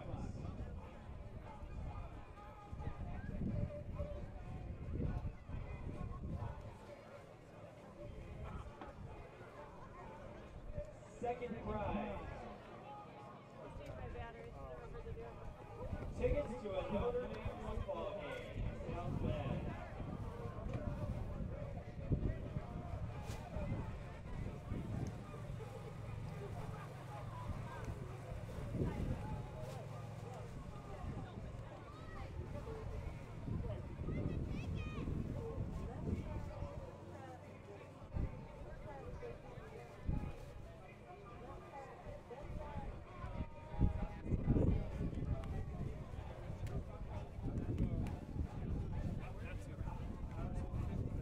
One last raffle prize.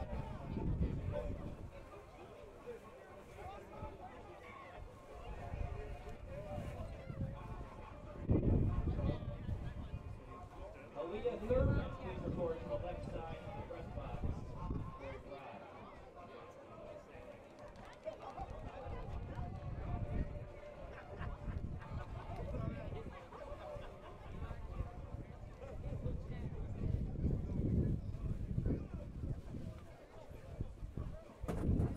Final prize, Joe Montana football helmets, signed by Mr. Montana himself. Sue Beatold. Sue Beatold won the football helmet signed by Joe Montana.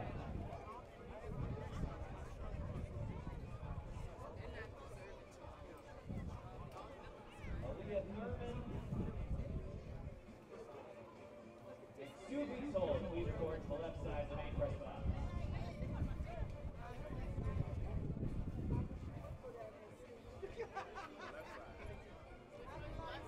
Where's your left hand? This is the press box, Aaliyah. That's the coach's box. Come on. It might actually be over on that side. Say the left side of the press box. That's the left side. That's the right side. I think it's talking from a kid's perspective. Because all this over here is our broadcast. Got it. Thank you.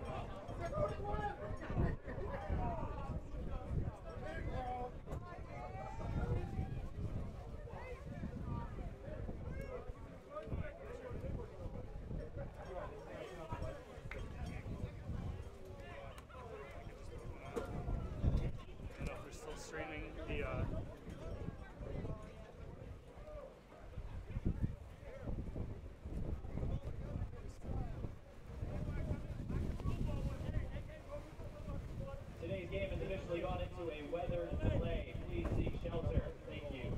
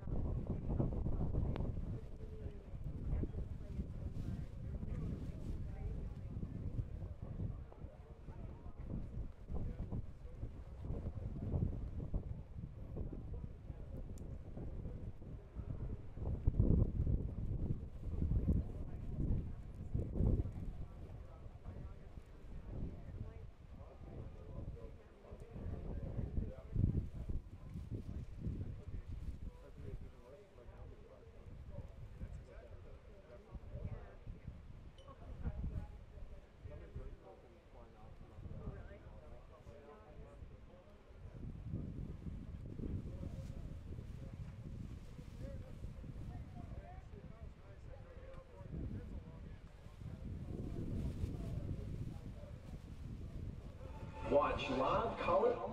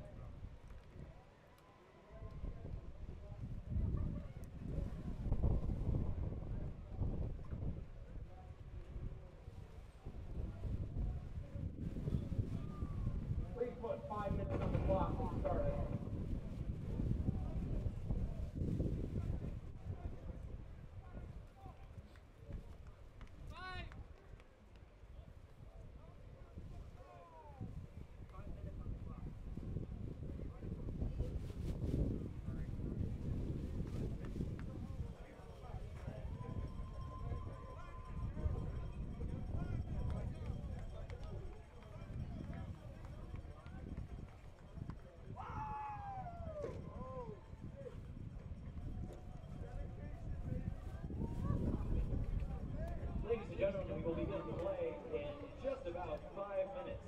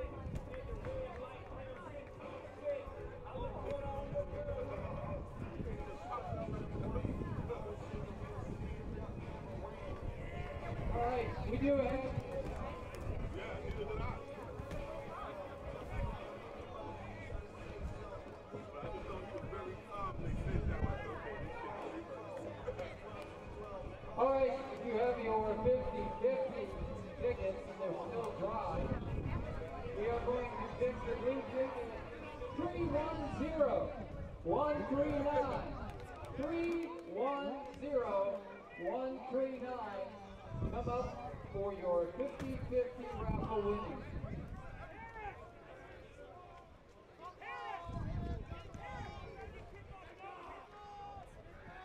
You need it? I think this is I mean, you don't want it? I'm good. So I'll take that.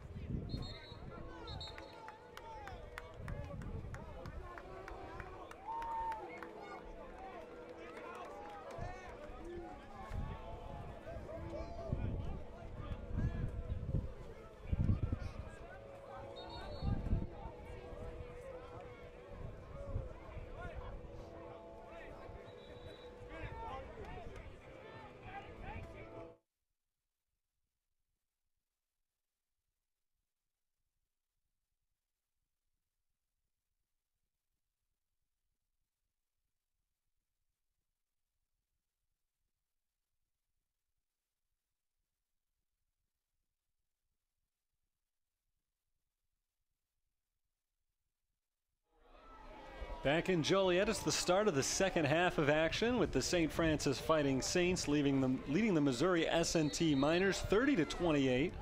We'll go over some stats and recaps from the first half in just a moment, but we are about set to begin the second half. A longer halftime than usual because of some tough weather out here. Started pouring rain, there was some lightning in the area, some heavy winds, but here we are ready to go. The rain's still falling, but at a much lighter clip than it was about 10 minutes ago. So we're ready to continue. Missouri S&T waiting on the left side of your screen, going from left to right here in the third quarter. They get the ball first here as the Saints kick it away. Luke Nelson has it set up. Once again, a holder. Too windy for the ball to stay on the tee as the kick is away to the right side. It's fielded at the goal line, bobbled, but he does recover. This is Vaughn at the 10-yard line, cutting it upfield and dragged to the ground just past the 15 with a late flag coming in as well. And ball security here, Terry, in the second half, especially with the weather conditions, and is going to be paramount to success in the second half for either team. It is raining. The wind is going to play a big factor in the second half. St. Francis has the win here in the third quarter, the 2-point advantage. Getting some, and we'll see what the call is, illegal block in the back against Missouri. St. Francis, Alexis Jackson, 3 carries for 81 yards in the first half, a touchdown.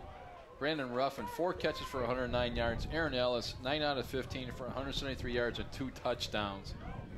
But the thing that's going to be, I think, a real big factor, we said, is the wind. Not so much the rain, because that you can handle a little bit, but it's the wind, especially because of the way both teams have thrown the football here in the first half. It was windy at the start of today's game, but it was also 77 degrees and partly sunny. Temperature has dropped a little bit. The sun has disappeared entirely, and it is raining not hard, but steadily. Here as we begin the third quarter. At the 8-yard line of Missouri S&T, it's a run on first down. Jones spins around the first defender and works his way close to the 15-yard line. A good pickup of 5 or 6 yards on first down. See, and you don't usually have the opportunity, and not a lot of people think about this. If you're playing on turf, natural grass, you have an opportunity to change the length of your cleats. Right now, with the molded cleats everybody's wearing, as you see the rain. Tyler Swart, the quarterback, takes the snap out of the shotgun. Nice Jones tackle. On second down, and Jones is hit right at the line and driven back by Thigpen. No gain on the play. That'll set up third down. Just a minute into the third quarter here. Missouri S&T led pretty much the entire first half, but the Saints, with a 25-yard field goal, were able to wrestle the lead away from them in the final minute of the second quarter. And now they're trying to come up with a stop on the first possession of the second half. Swart in the shotgun, Jones to his right. He's got 3 receivers on the right side. He's looking in that direction. Throws to Wilkes through his hands and incomplete. He had Lamar Wilkes open and should have picked up the first down, but it slipped right through the hands, and the rain may be already playing a factor here. And you're going to see that because right now, as a receiver, you're what? taught to catch the ball with your hands, which is right through the hands. Got his hands out there, you're going to have to body the ball. Put your body behind the football, secure it as it hits your chest, or else you got no shot. That's a ball he probably catches in the first half. The rain didn't start falling until halftime. After 58 points scored in the first half, the weather conditions might make for a somewhat sloppier second half. Get away. It drops to the 25-yard line. It does take a nice Missouri roll, and it will land around the 40-yard line. So it turns into not a good punt, but it could have been disastrous, and it wasn't quite disastrous, as they'll get a net of about 26 yards on that punt.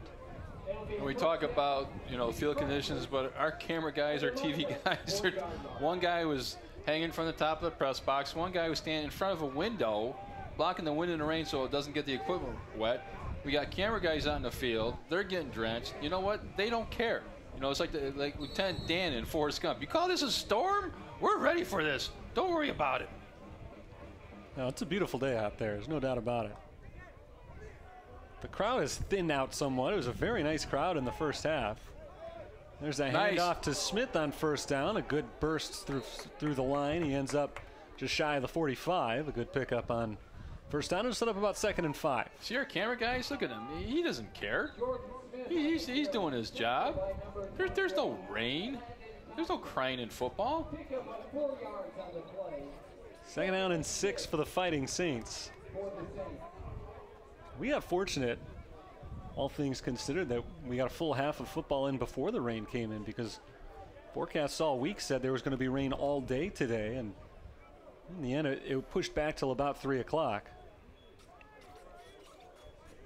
2nd down for the Fighting Saints. Bunched up at the line. It's Ellis in the shotgun, handing it off to Smith. Smith breaks the first tackle and gets very close to the first down marker, just shy of the 30-yard line. Yeah, they're going to call him down before he got to the first down yard marker.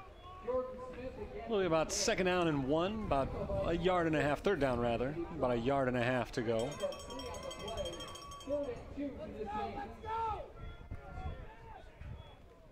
Again to Smith. Smith hit at the line, trying to drive his way forward, but I don't think he was able to get any momentum there, and he is short of the first down. Well, definitely got to go for it here on 4th down, given the field position, the weather elements. So Smith has run for 8 yards on 3 carries here on this series. Let's see if they decide to give it to him again on 4th. Ellis has not been asked to put the ball in the air yet. 4th down and 2, they're going for it from the 32-yard line. It's a botched snap. The ball is kicked forward, and the Saints will jump on top of it, but well short of the first down. And it didn't really matter who recovered that fumble, because it's a dead ball, and it's going to be Missouri SNT football after the Saints turn it over on downs. Timing of that play was all wrong. The snap didn't come back on time. Let's see. Watch. He's looking for it. I don't know if the ball slipped out of his hands or not, just a scramble drill. It wasn't even a fumble rooski. You see that sometimes, but that's just the elements of the weather playing havoc with the football. Rajon Williams tried to scoop that ball up and maybe get a little dive forward towards the first down marker, but once he was unable to pick it up on the initial scoop, there was nothing more he could do but just fall on it and make sure Missouri didn't have a return in them. So it's a turnover on downs from the 35-yard line. Tyler Swart takes over once again. Swart hands it off to West on first down. Good cut back past the 40-yard line and a pickup of about 7 yards. People don't realize they've been playing football here for years and years at Memorial Stadium. This time of the year, in between the hashes would have been a mud bowl. You would have been mud. You couldn't even read the numbers. Now with the turf, everybody's nice. Different look on the field, though, in terms of game style here in the second half. We've seen nothing but runs. And here's one right now to West, trying to make his way to the 45. He'll come up short, and it's going to be 3rd down. Nice pursuit by the backside defense for St. Francis, running that play down from behind. So 3rd and 2 here for the Miners. They need to get to the 45-yard line. They tried to throw on 3rd down last time around, and the ball slipped right through the fingers of Lamar Wilkes. We'll see if they change up the plan here with 3 receivers on the right side. Now the tight end in motion to the left. Swart looks like he might be changing the play here. The running back is West. He will not get the carry. Instead, they throw over the middle and again off the hands of Wilkes and incomplete. 4th down. Second straight 3rd down play that has gone to Wilkes. And it's the 2nd straight time he has been unable to make the catch despite the ball hitting his hands. And again, I don't know, given the wind conditions, it's more of a swirling wind right now, Terry, that I would even put anybody back. I would sit there and just play punt safe, let the ball bounce. We saw that last punt from Missouri S&T punter Nolan Menino. It popped up in the air, went about 10 yards on the fly, but then took a good roll. This is a much better punt inside the 30-yard line, out of bounds. We'll see where they mark it out. It landed around the 25-yard line, but it went out before that, and they will walk it up to the 33. And that's where the Saints will take over. 10:15 to play, 3rd quarter.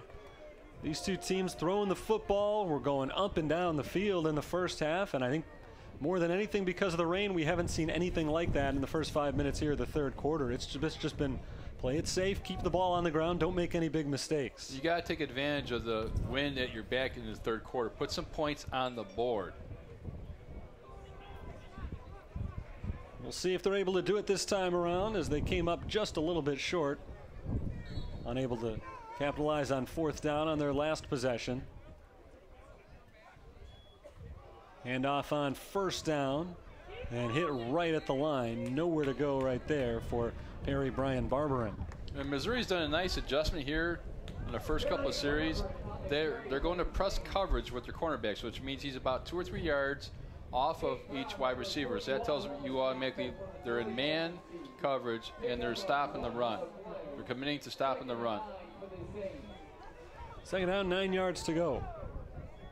Barberin remains in as the running back. Ellis takes the snap. It's bobbled and picked up by Barberin, who races to the left side. Barberin lunges forward across the 35 and for getting anything out of that. A pickup of about 2 yards, but it's the 2nd time this half that they've botched the snap. That ball just rolled in to Barberin's hands. Ellis never had a chance. And I don't know how many times they have plays under center and watch. Just you see it just dribble back. Wasn't even supposed to go to him, but he picks up and gets what he can out of that play. 3rd down and 7, and now for the first time in the 2nd half, the Saints may be forced to throw the ball. Ellis had a great first half throwing. Has not yet thrown a pass since the break. He will here. Deep for Ruffin, down the sideline. He's got him. Ruffin at the 20-yard line, tripped up from behind, and he's brought down at the 15. What a throw from Ellis to Ruffin. And Brandon Ruffin, the sophomore wideout, is having a huge game. And they're going to run that play back in film to say, what do you mean? You can't score? That guy chased down from behind?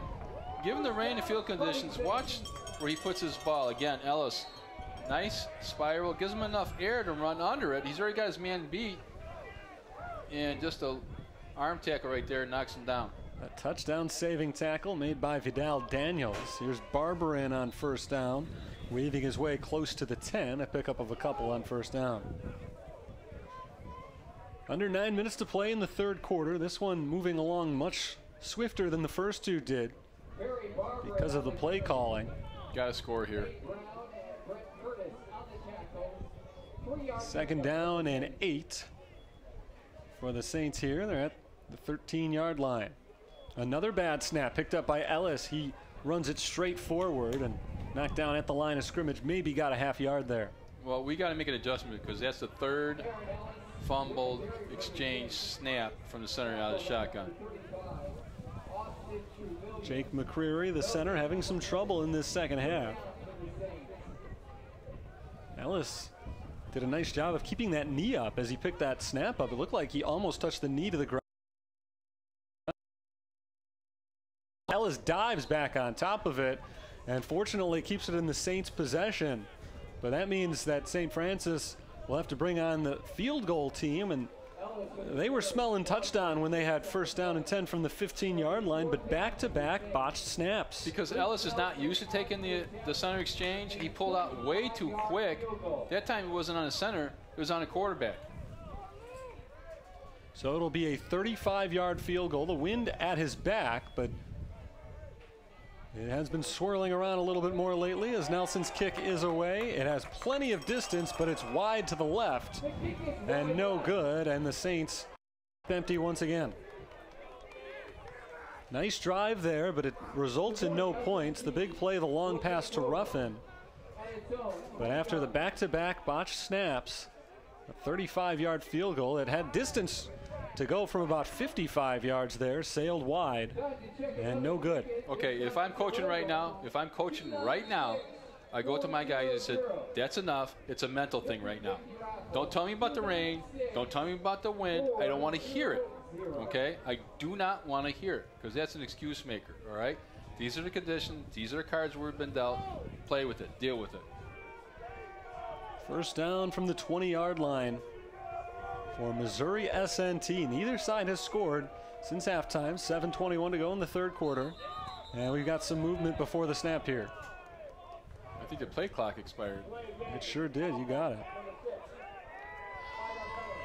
So delay a game will back them up to the 15. That's their second delay a game penalty. And this one comes on the first play of the drive. That's tough. It has been a very sloppy third quarter so far, and certainly the weather is part of the reason, but neither side has looked nearly as crisp here in the third as they did in the first 30 minutes of the game.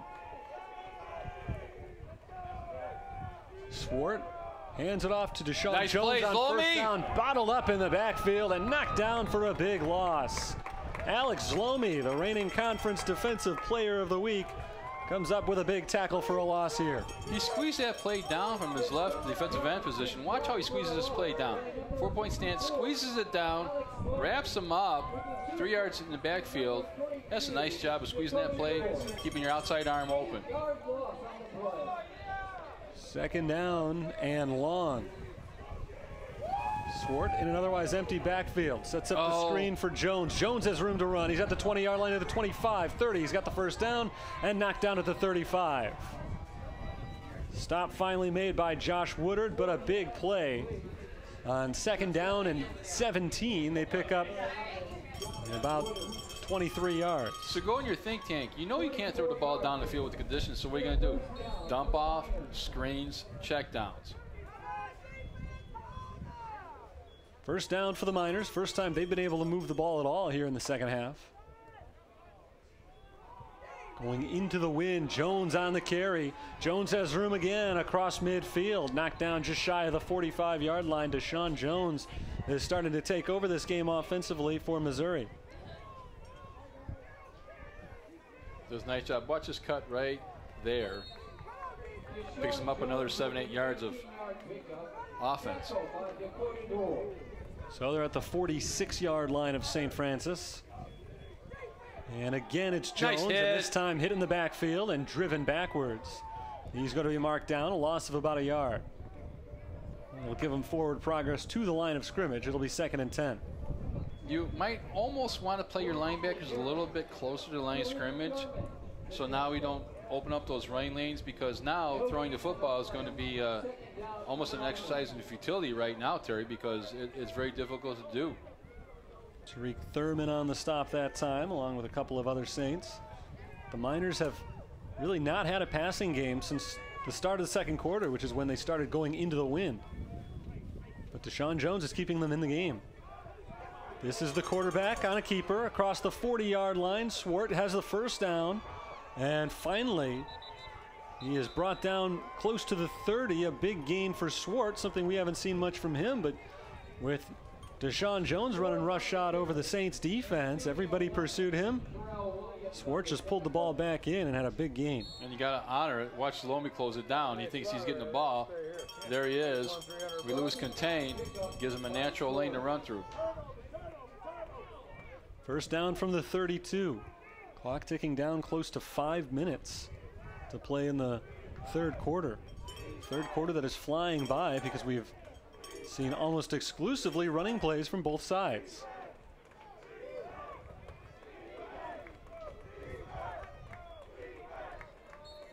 We're ready to go here. The clock running once more.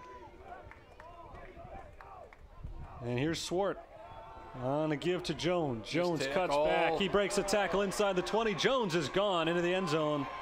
Another big touchdown run for Deshaun Jones. He's had a big game today, and he has put the Miners back in front. There's a missed tackle. We had him for a 3-yard gain, miss a tackle. And watch right here. Just a play straight up the middle. Gets through the first line. Right there, miss a tackle. And nobody else fills. Yeah, once Deshaun Jones gets to the second level, he's just too fast. He has turned some good runs into great runs today with that burst of speed late on the play. Here's the point after try, and straight through. So the kicking game has been a big plus today for Missouri SNT. They've hit all 5 of their extra points. The Saints have a missed field goal and a missed extra point, and they trail by 5. 35-30 our score now with just about 20 minutes to play in the game. Well, we've got a moment here. I've got some trivia. Oh, do tell. I love trivia. Well, I'm glad. I thought you might, and that's why I got this one ready for you. Go ahead. It refers to last week's 42-19 win over St. Ambrose. Freshman running Barberin rushed for exactly 100 yards in the game. Who was the last freshman running back to go for 100+ yards in a game for the Saints? It's got to be after the Larson brothers. And that was way before your time. It is after that. It is after, way before my time. 6 plays on the touchdown drive there. 80 yards in 2 minutes, 16 seconds. They actually went 85 yards because there's a delay of game before the first play. The answer to the trivia question, actually, you don't have to go too far back for it at all. It's a pop-up kick fielded at the 20-yard line. This is Williams around the corner, along the sideline, past the 35-yard line. Nice return there for Jarrell Williams. Okay, what's the answer? It's a guy who's still on the roster right now, Jordan Smith, 2 years ago. Halloween 2015, 135 yards against Trinity International. Neither Saints running back, neither Barberin nor Smith has really been able to get going today. Aaron Ellis and Brandon Ruffin have been the stars of the offense. We'll see if they can hook up again on this drive, now trailing by 5 points. We've got a whistle before the first play. Yeah, personnel issue for Missouri, so they're calling a timeout. That could turn out to be pretty big later in the game. This has not been more than one possession separating these two teams the entire game. The biggest lead for either side has been 8.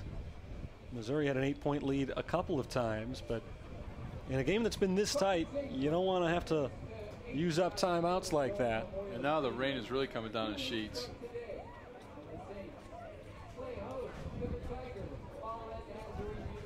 If you missed the first half, it was much different than we've got here in the second.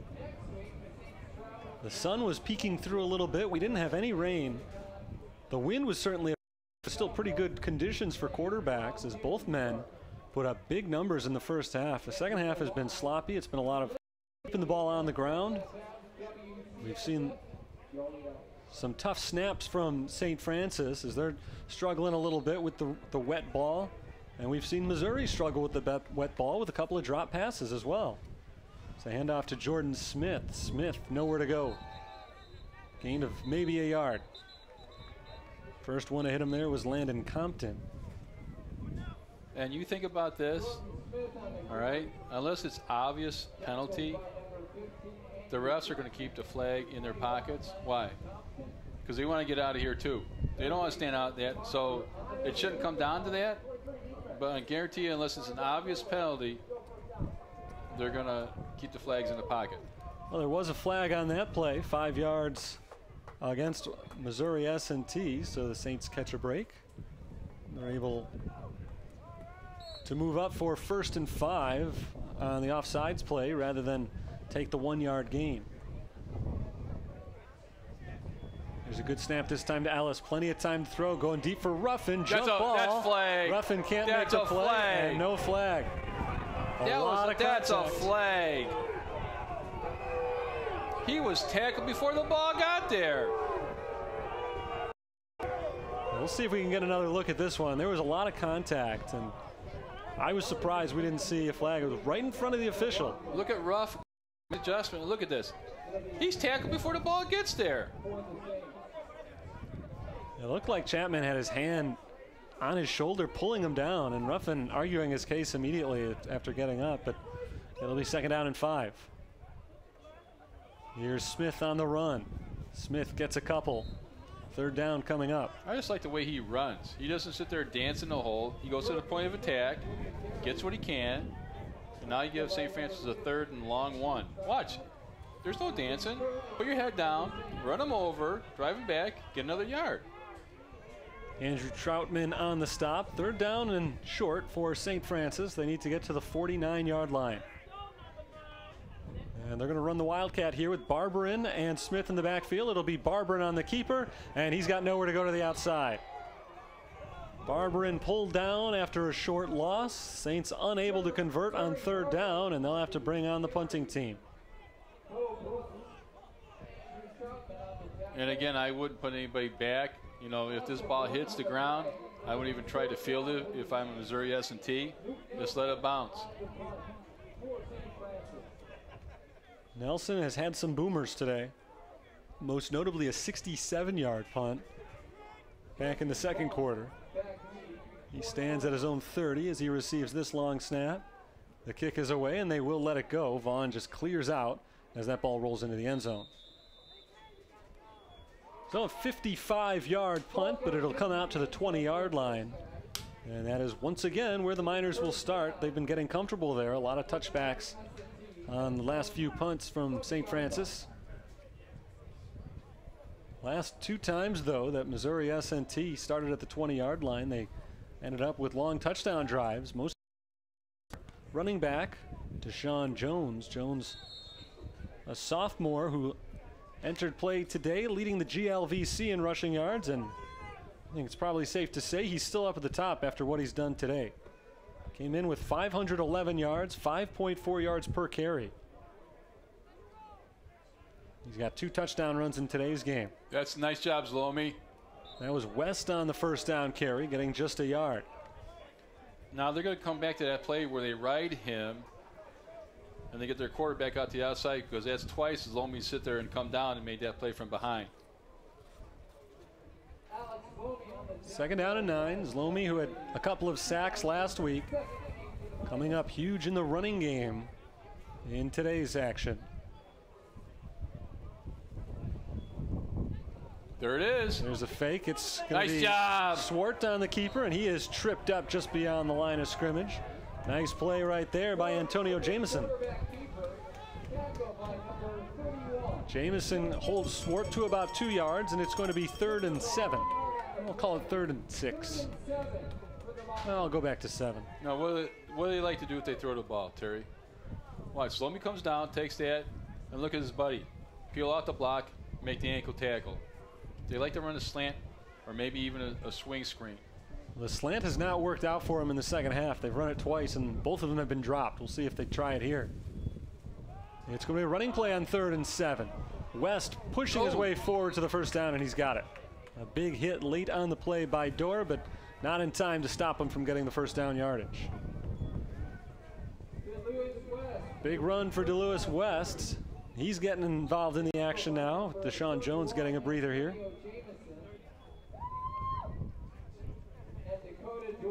Missouri S&T came into play today with the 8th ranked passing offense in all of NCAA Division II. Today they're getting it done on the ground. It's a handoff to Jones, and he bursts through the line. He's got room. He's across midfield and off to the races. Jones at the 20, 10, and into the end zone. His 3rd touchdown run of the game, and this one from 69 yards out. For the first time today, Missouri S&T has gone up by more than 1 possession. They take a 41-30 lead pending the extra point. And he just gets to the point of attack and nobody touches him. Simple little dive play out of the gun.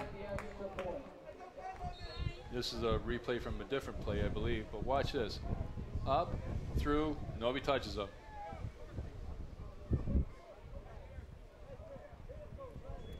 The extra point attempt is good. And it's 42-30. The Saints have some work to do now. They've not been able to get the offense on track here in the second half. But they're going to have to do something in a hurry now as they face a 12-point deficit. Still a lot of time left in this game. 1:37 to play in the third quarter. But Deshaun Jones is taking over this game, and when he's had the line blocked up front, he has not had any problems because, as I said before, once he bursts through that line, he's just faster than anybody at the back end of that Saints defense, and he's not been able to be caught today. He's had a huge game and a big time for it. Missouri S&T is without their leading receiver Braxton Graham today. Graham had 36 catches in his team's first 5 games. He is not playing today. They've needed a little extra boost from the running game, and they've gotten it.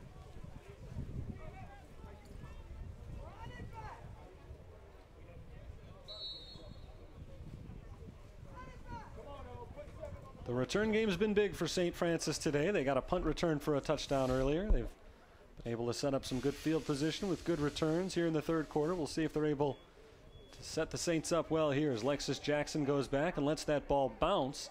He picks it up inside the 10, and now he tries to make something of it. He's got a little room to the outside, now cutting it back up the middle. Jackson gets out across the 20-yard line, and after the way that play started with the ball bouncing inside the 10-yard line, not a bad result for Lexus Jackson. Saints will take over, needing to go a long way here. They've not been able to put together a strong drive in the second half the way they were able to do consistently in the first. And it seems like the key's been first downs, Lee. That first half, they were getting a lot of 5, 6, 7-yard gains on first down.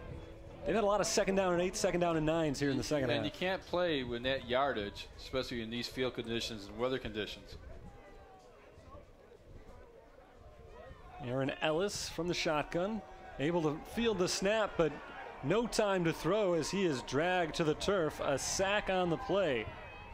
And it's going to be second down and long after there was no block there. Chandler Anderson came in clean. The snap was a little bit low, and by the time Ellis had straightened himself out, he was already staring down at Anderson. Just missed protection right there. You can't have an edge rusher come free like that. Either a tackle's got to pick him up or a back's got to chip on him, because he can't come, unimpeded to the quarterback. 2nd and 14.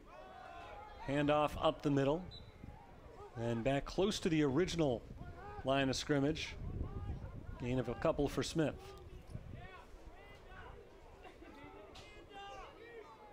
So it'll be third down and long here. From the 19-yard line, they need 12 yards. Ellis has not had a lot of time to throw lately. He may need some here with 12 yards to go. Here comes the pressure. Here's the throw to the outside. Ruffin can't hang on. Looking for Brandon Ruffin down the sideline. Ruffin was able to get his head around, put his hands on the ball, just couldn't quite haul it in. Well, Ruffin becomes a go-to receiver right now because Piersack injured his elbow late in the first half, so you know that Ellis is going to look for Ruff all the time, especially on a third and long situation. Now Nelson's really got to get a boomer off. This will be Nelson's final punt of the third quarter, going with the wind at his back, nearly blocked, but he got it away. Stepping up is Vaughn at the 38-yard line. Vaughn splits a couple of defenders across midfield and brought down at the 48-yard line. A nice return and great starting field position for the Miners with 9.7 seconds on the clock in the third quarter. And now after this play, everything changes because now Missouri's got the win, so now you got to play what? You got to play against the score, which is 2 scores behind, and the wind. Saints were able to take advantage of the wind in the second quarter, putting up 17 points. They were not able to get anything going with the wind in their favor in the third quarter. And now we are most likely 1 or 2 plays away from moving on to quarter number 4. Big defensive possession here for St. Francis. They need a stop in the worst way. They led 30-28. But the Miners have scored touchdowns on back-to-back possessions. Both of them long runs for Deshaun Jones. This is Jones bouncing to the outside, hit by Dorr in the backfield, and dragged down at the 49-yard line. That's a loss of 3 yards, and that will end the third period. It was a good third quarter for Missouri S&T as the Saints' halftime lead has dissipated.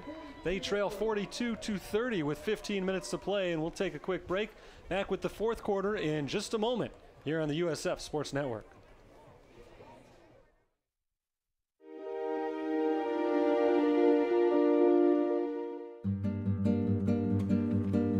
It's our conference meet, so it's kind of our biggest meet of the year. Sharon was a Lindsey Wilson runner. We'd known each other for a long time, and she is a sweetheart. She's absolutely adorable. You would never want anything bad to happen to her in a race, ever. And we were 2.5 miles into it, and Darcy and I were in second and third, and Sharon was in first. We knew that she had gone the wrong way because we could barely still see her. She was still pretty far in front of us. She still came in third place at the finish, but I came in first and Danielle came in second. Immediately, we just go, no! We like both literally did this motion with our arms. We didn't want the credit for first and second because we knew that's not what it really was. Well, I'm very proud of our girls. You know, you can't help but be proud. Anytime someone does the right thing, no matter what. In our day and age now, it's everybody out for themselves mostly. And I think it's just, we're teaching the kids the wrong thing when we do something like that. We need to teach them, yeah, you want to win. You want to be the best. You should strive to break a record. But remember, you know. Back underway here, Deshaun Jones got the first carry of the fourth quarter and some good room to the outside. He picks up a first down. So Missouri S&T picks up right where they left off in the third quarter with heavy on the ground game. Deshaun Jones having a fantastic afternoon. He gets them all the way down to the 35-yard line, 1st and 10 for the Miners. St. Francis trails 42-30. They've trailed most of the day, but it's been close, and now Missouri is threatening to pull away a little bit. Another handoff to Jones, trying to get to the outside and turn the corner. He's hit, pushing his way ahead to the 30-yard line, and he picks up a few yards on the play. Nice gain by Jones. You got St. Francis defender with his helmet off. He's going to have to come out for a play. That's David Charnot. So he departs, and Alex Rudiger comes in. I said it before, just before the third quarter ended, this is a huge defensive possession for St. Francis. They can't afford to go behind by 19 points, which would be the case if Missouri gets a touchdown here. It's been so close, so tight throughout. And yet right now it's Missouri with all the momentum. They've scored the last 2 touchdowns, and they're on the move once again. 2nd down and 6 yards to go from the 31-yard line. There's a handoff to Jones. Jones bursts through again. He is hit at the second level this time and brought down inside the 20-yard line. Woodard, in on the stop, but another big run for Deshaun Jones. And we talked about Jones having a great second half here. He had 85 yards of rushing at the first half.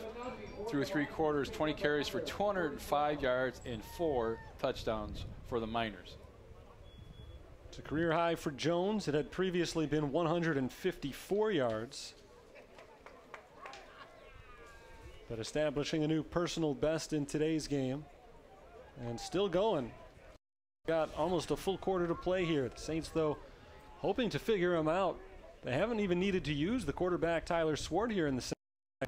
Swart again hands it off to Jones. Jones bouncing to the outside. Jones looking to turn the corner. He does. Breaks a tackle, and now he's hit at the 5, dragging his way forward to the goal line. Did he get in at the end of the play? He did not. He's about a half yard short. Another incredible run for Deshaun Jones. Boy, he's hard to bring down. Low center of gravity. And now Missouri going a little tempo here. 1st down and goal from the 1. And now they throw into the end zone a touchdown. That one's caught by Lamar Wilkes. And he was just uncovered. Schwartz saw him on the left side, said, hey, there's nobody covering him. I just throw the ball out there, easy pitch and catch. So they run on every play of the drive, marching down the field, and then from the 1-yard line, Swart is able to Wilkes on the pass play. to make it 48-30, and now Missouri S&T is starting to pull away here. Swart with the touchdown pass. Wilkes makes the second touchdown catch of the season. The extra point is through the uprights, 49-30. The last 21 points have all belonged to Missouri S&T, and now the Saints, with 12:55 to go in the game, have their backs up against the wall. They need to start pushing it. Got to push it, and again, the weather conditions play a factor in that, because you're going against the wind. You're 3 scores down, so you got to make hay on this drive right here. Just a reminder, of course, that you can stream all 2017 St. Francis home football games live online through USF's YouTube channel. Just go to GoFightingSaints.com, upcoming events, and click the video link next to the game you want to watch. All soccer and volleyball games are broadcast here throughout the fall as well. Here comes the kickoff from Ben Styron.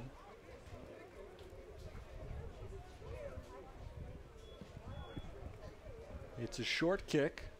Bounces at the 10-yard line and picked up on the hop by Williams. Williams crossing field. Oh, he's hit at the 15 and brought down just shy of the 20. So St. Francis will have a long way to go again. Good special teams play by Missouri S&T. And you watch that, and again, just take it up the left sideline, because by the time you take it all the way across the field, your blocking's all messed up. And right there you see the initial hit. That last scoring drive from Missouri S&T, 6 plays, 48 yards, 47 of them on the ground, just 1 through the air. 2 minutes, 14 seconds eaten up off the clock. Saints run it on first down. It's Barberin with nowhere to go. Pickup of about a yard. And you can practice all you want. You can soak a football in a water bucket, you know, practice with the wet balls, and even practice in the rain a little bit, but the wind is something that you're not prepared for. Some hardy homecoming attendees here, braving the rain with their umbrellas. I thought that big hospitality tent they had set up for homecoming was going to blow away here at halftime. I think people were crowding into it. Backing up to pass, Ellis throws to his right. He's got Moreno. Moreno keeps his footing, or did he? No, he touched his knee to the ground. I thought he touched his knee to the ground. That's the call by the line judge. Pass was a little bit low. Moreno had to hunch over to pull it in and just scrape that knee against the grass. Just a little comeback. Oh, right there. So it is a complete pass, but only a gain of about a yard. And it's 3rd down and long here. They need to get to the 28-yard line for the first down. Ellis takes the snap, drops to throw. He's pressured, steps up in the pocket, he's hit and brought down, a sack. This Missouri S&T defense looks like a totally different unit here in the second half. They have controlled play at the line. And now he gets up, he's a little groggy. I don't know if he got hit on his left arm or not, but you know, now if you're Missouri S&T, the Miners, you can sit there and pin your ears back and just go for the, pass rush. Don't even have to honor the fake. So a 3 and out for St. Francis. Saints offense piled up 30 first half points and have barely been able to pick up any yards in the second half. Punt is away, a low line drive kick. It bounces around the 50-yard line and takes a positive roll for St. Francis. It's down at the 44. So not a bad kick right there from Luke Nelson, but more good field position for Missouri S&T. And really, that's the only way you can punt the ball against this wind. It's really howling now. The wind was crazy in the first half. You add rain to it here in the second half. It has been hard conditions to play in. The rain has picked up a little bit over the last few minutes.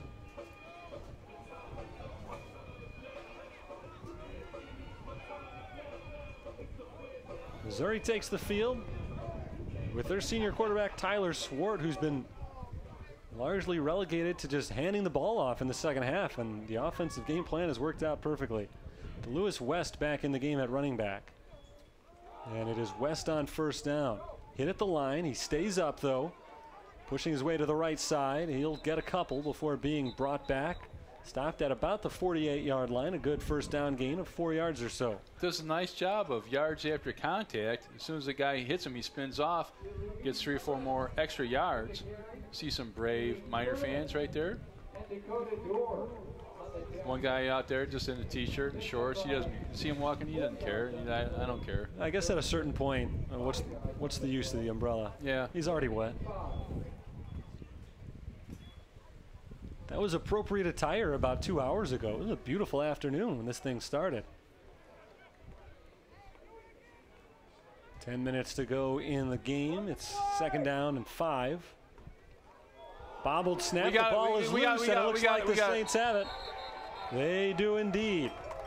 We saw St. Francis have some trouble snapping the football earlier in the game, but they never lost the ball.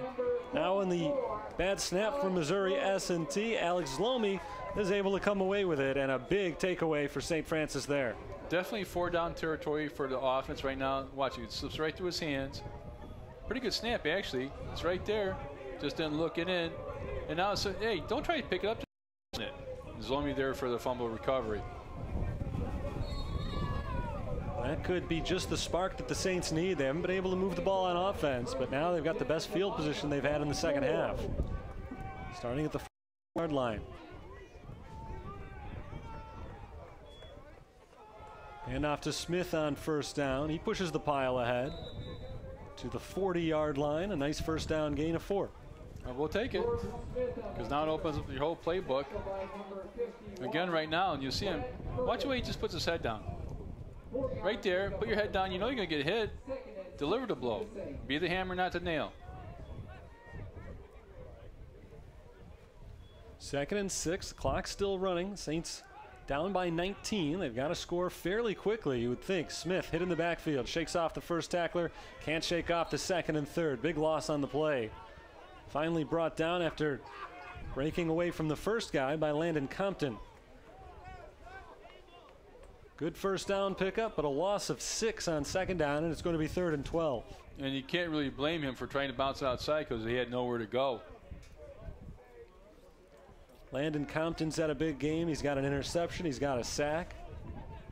Came up with the tackle for a 6-yard loss there. 3rd and long.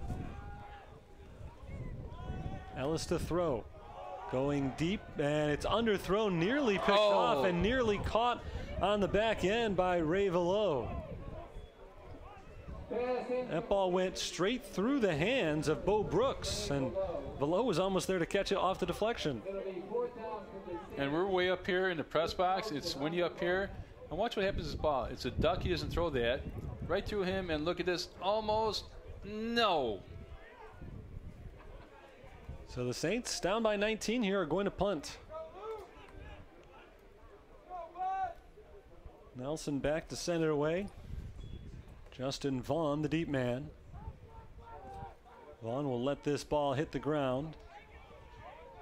And it'll roll to a stop at the 15-yard line. So Missouri S&T starts from their own 15. The Saints got the turnover that they needed with the fumble recovery on the last possession, but they couldn't do anything on their 3 plays other than lose 2 yards. They punt on the 4th play, and now with 8.5 minutes to play in the game, they're in some trouble, down by 19. And S&T will be content just to run 3 running plays and punt the ball and flip the field position again. Saints led 30-28 at halftime. The rain started to fall, and that changed everything. We had about a 10-15 minute delay because of the weather.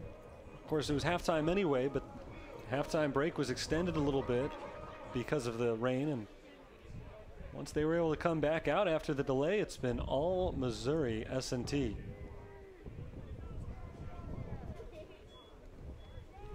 And off to Jones on first down. Jones has another hole to run through, but this one will close up a little bit more quickly. Brought down just past the 20-yard line. Missouri S&T with a big lead now. I'm sure is content to just run some clock, but they're going to eat it up. They've been doing that the whole second half regardless. They've just been running the football, and it's been working out for them brilliantly. I don't think Swart has more than 3 or 4 passes since halftime. One of them went for a touchdown.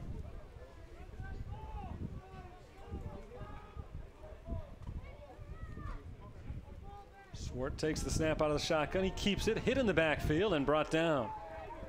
Nice defensive stop by Malik Thurman. A loss on the play. Third down coming up.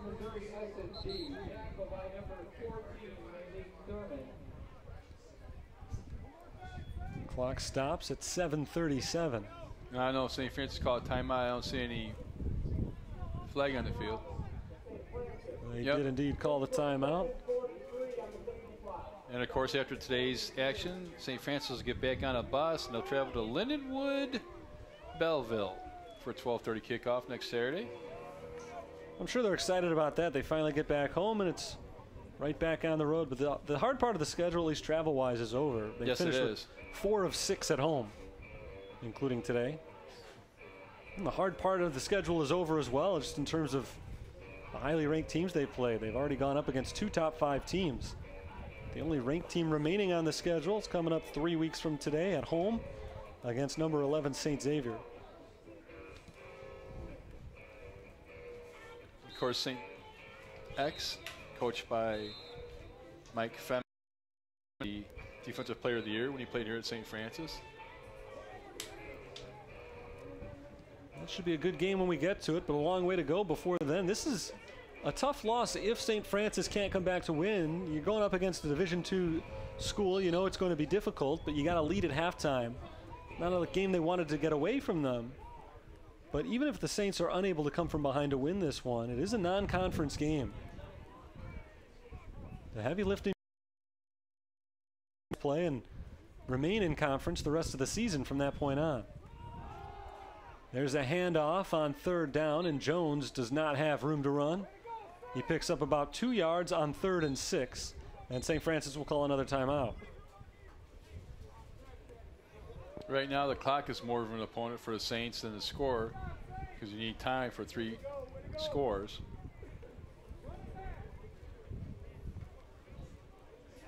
The Miners are going to have to punt here.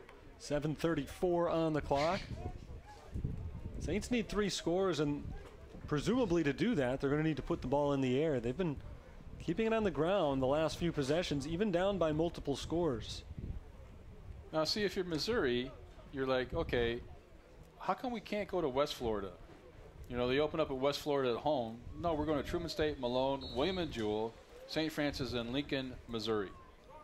They got a good tour of the Midwest. Yes, they do. Punting team is on for Missouri. Nolan. Oh, that's it. That's it. That's can't it. handle the snap. Oh. He does kick it away. Nice recovery by Menino. The ball will bounce to the 45-yard line. That's not a flag. As soon as the ball hits the ground, that's not a flag. Oh, my goodness. It was 4th down and 3, so even if it's a 5-yard penalty, that would be enough for a 1st down. No, right there. Ball hits the ground. Now he starts to run with it. That's not roughing the punter. He's right there. There's nothing that happened there that was illegal. And again, another conference. That was an impressive play by Menino after the bad snap to be able to recover and get the kick away. 4 guys' hands in his face. He was hit after he punted the ball. We'll see if they decide to make a call or not. We're going to talk things over on the far sideline with Missouri S&T. 21 unanswered points for the Miners. Fighting Saints have not been able to move the football here in the second half, but if this flag is picked up, they're going to have some great field position to try to work with it. The referee coming back over. Let's see what call he makes.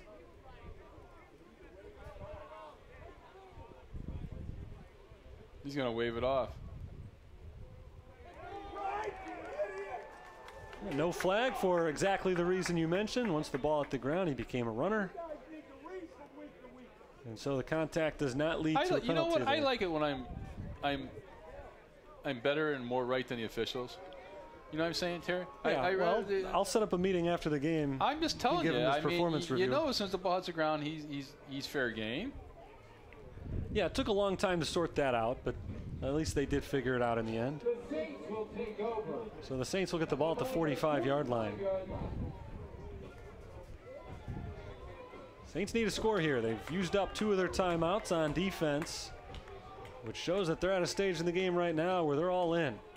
No half measures right now. You would imagine they'll go for it on any 4th down here.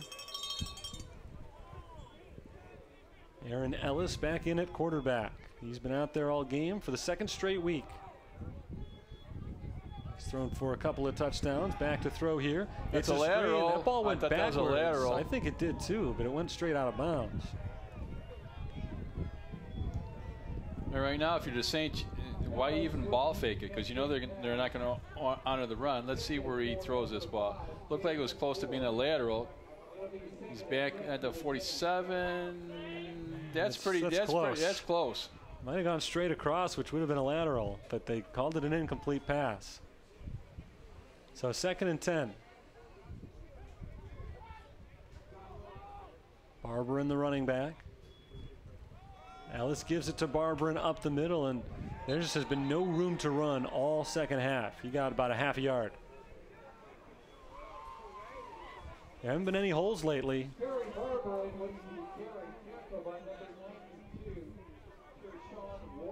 It's been a little bit strange the way that the Saints have managed the clock lately. They started to call their timeouts on defense, but they're still taking their time on offense. They don't appear to be in any sort of hurry. Still needing 3 scores. Ellis lets the clock run a few more seconds. Now takes the snap, pressured. He gets rid of the ball, and pressure came from Landon Compton, junior middle linebacker who continues to have a big game, and Ellis is still down. He took a big hit from Compton. Well, he was wobbly on the last series. He's on the sidelines, and the way he's moving, gets it on a replay. Yeah, he's hurting.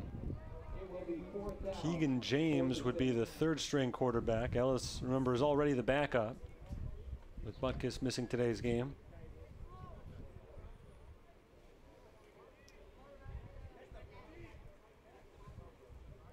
And we can't tell by the replay if he fell on his shoulder or not, but he's still down on the turf. Landon Compton, coming in from the backside on the blitz, is able to knock down Ellis. And he's getting himself up right now. He's going to have to miss at least 1 play, and he does not look like he's in a position that he's going to come in shortly after that. So it will likely be Keegan James's game from here on out. 6:41 to play. 1 arm over a player, that's usually a leg. 2 arms, that means you got a little dinged. So he's being helped off the field. It's been a tough day for Aaron Ellis. He has been hit consistently by this very tough Missouri S&T defense. And in particular in this 2nd half, he has not had any time to throw. So here comes the Saints offense minus their quarterback, and rather than bring in Keegan James, they're going to go with Barberin taking the snaps directly. So Barberin and Smith both in there, a pair of running backs, and Barberin is all alone in the shotgun right now. Typically they've run the Wildcat today's game. Smith has been immediately to Barberin's right, but Barberin's back to throw here. A wobbler off to the left side. I think his arm may have been tipped as he threw that ball, and it drops incomplete. That'll be a turnover for the Saints. I thought that ball just slipped out of his hands. He's not used to throwing a pass. As you see, I don't think he got tipped. I think it just, oh, maybe he got tipped at the end. And again, you hear the wind in the background really howling out. You see some umbrellas flying away from people here. On a windy day like this, sometimes the umbrellas... Not a good call. No. Sometimes it's better just to get wet. I'd go more with the poncho right now than I would the umbrella. Anything with a hood. So Perry Barberin on his first pass attempt as a collegiate athlete, unable to convert on 4th down. Missouri S&T takes over at their own 44-yard line.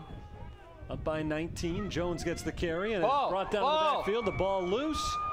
And diving on top of it, Missouri S&T. They're going to lose a lot of yards on this play, but they do maintain possession. Clock still runs. That's all they care about right now. A loss of 11 on the fumble, on the carry plus fumble. It had already been a loss of a couple of yards for Jones before he lost it. But like you said, the clock's still going. And I don't know if he's down by contact or not. Let's see when his ball comes out. Does he get stripped? No, look like he was down. They did rule it a fumble, so it's 2nd and 21. 33-yard line. The handoff to Jones up the middle. He gets a couple, now pushes the pile forward, still somehow moving forward. He loses the football again. Big pile up on top of that one. As good as Jones has been today, that's his 3rd or 4th fumble. And this one he gets back. It looks like St. Francis has called another timeout here.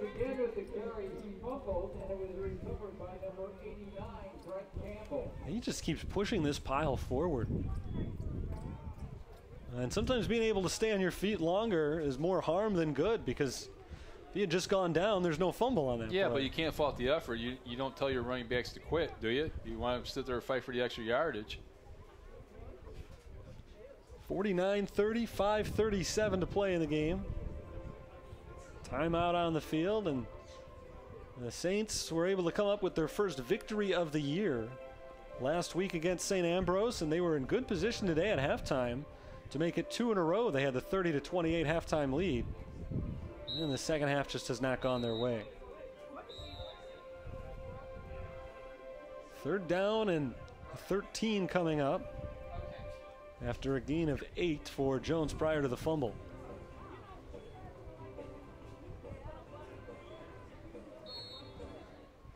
Lewis West is in as the running back. West has had some good success here in the second half as well, not nearly to the extent of Deshaun Jones, but he's had a nice day. This is going to be a pass. He hooks up with West, who's sit. The ball pops out, but they're going to call that incomplete.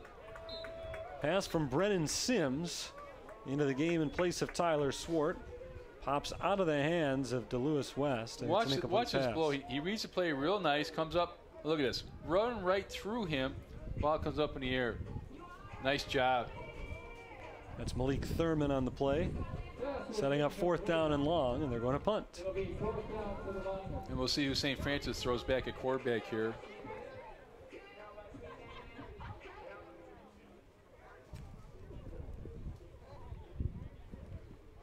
High snap on the punt. He is able to get it away.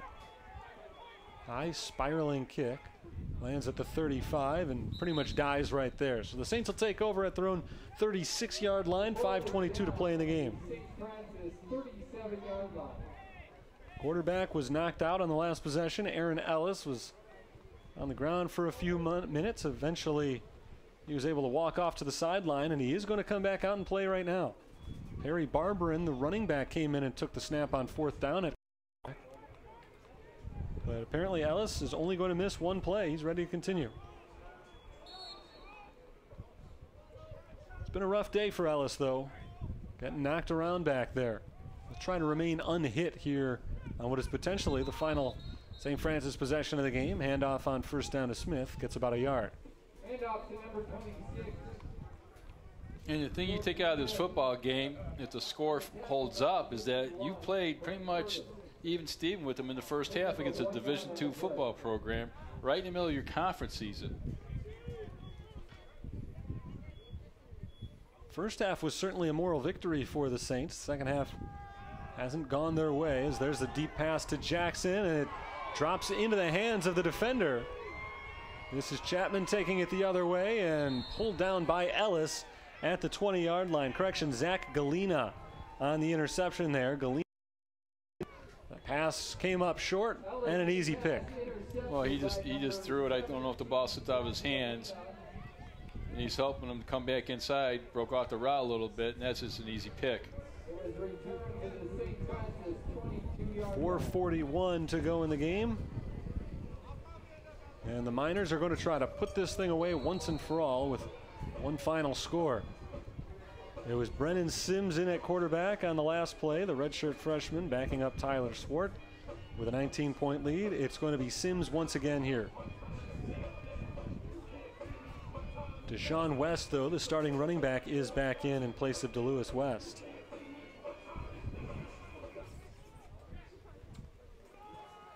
Sims keeps it to the left side and brought down by Thurman at the 20-yard line. Now, a lot of times in the huddle, when you're in a huddle, you're going to remind your running backs, whoever's touching the football, stay in bounds, stay in bounds, stay in bounds. So if you get outside the numbers, you're going to go down or cut it back inside the clock to keep running. Brennan Sims' carry was just his second of the season. Rare action in place of Tyler Swart. Missouri S&T trying to win their 4th consecutive game, all of them on the road. Letting that play clock tick down to 6 seconds before the handoff to Jones. Jones hit at the 15, but continues to work his legs forward all the way down to the 10 and a first down. That's going to be a tired young man on a bus ride back to Missouri, isn't it? I mean, for everything that he's done today, Terry? I think it'll be a well-earned rest. He has been involved in pretty much everything. I mean, he's just going to sit in his seat in the bus, and he's going to be lights out. I think his teammates will just let him sit. Appreciative of the work that he's done today.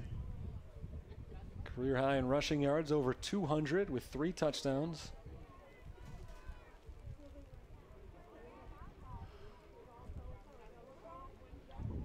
Sims hands it off to Jones again.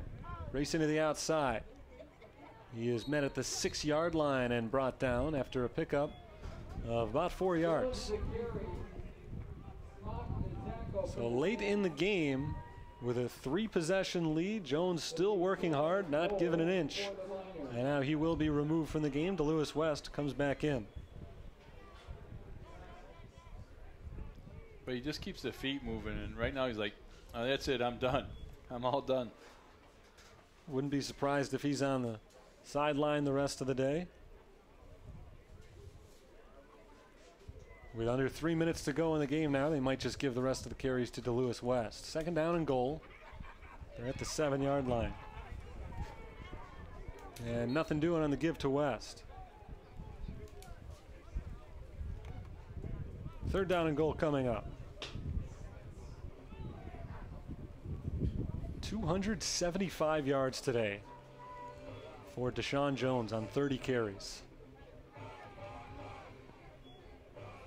And he had 85 at halftime. So 190 yards since halftime, and most of them seemingly after contact. He is, as fast as he is just as difficult to bring down. 3rd down and goal, handoff to West. West cuts back to the 5-yard line, knocked down there. It'll be 4th and goal, under 2 minutes. And we'll see what they decide to do here. Certainly in field goal range, but with a 19-point lead late here, they might just decide to go for it. Doesn't look like they're going to.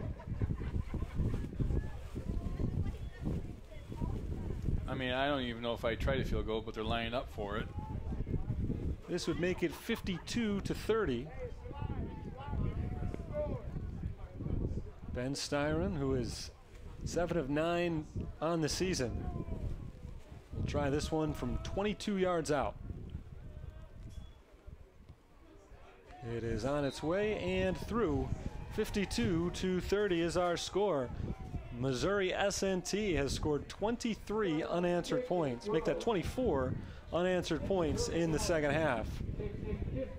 And with 1:21 to go in the game, they appear on their way to their 4th consecutive victory. And after St. Francis boards a bus next weekend to go to Lindenwood, we've got Olivet Nazarene, St. Xavier, Robert Morris, and Trinity International at home to end the season. Next week's a crossover game, but after that, those last 4 that you mentioned, those are all MSFA Midwest League games. So that's what the season comes down to. They're on the verge right now of falling to 1-4 on the season, but still 1-0 in conference play, and with the brunt of their conference schedule in front of them, they can still very easily turn this into a successful season.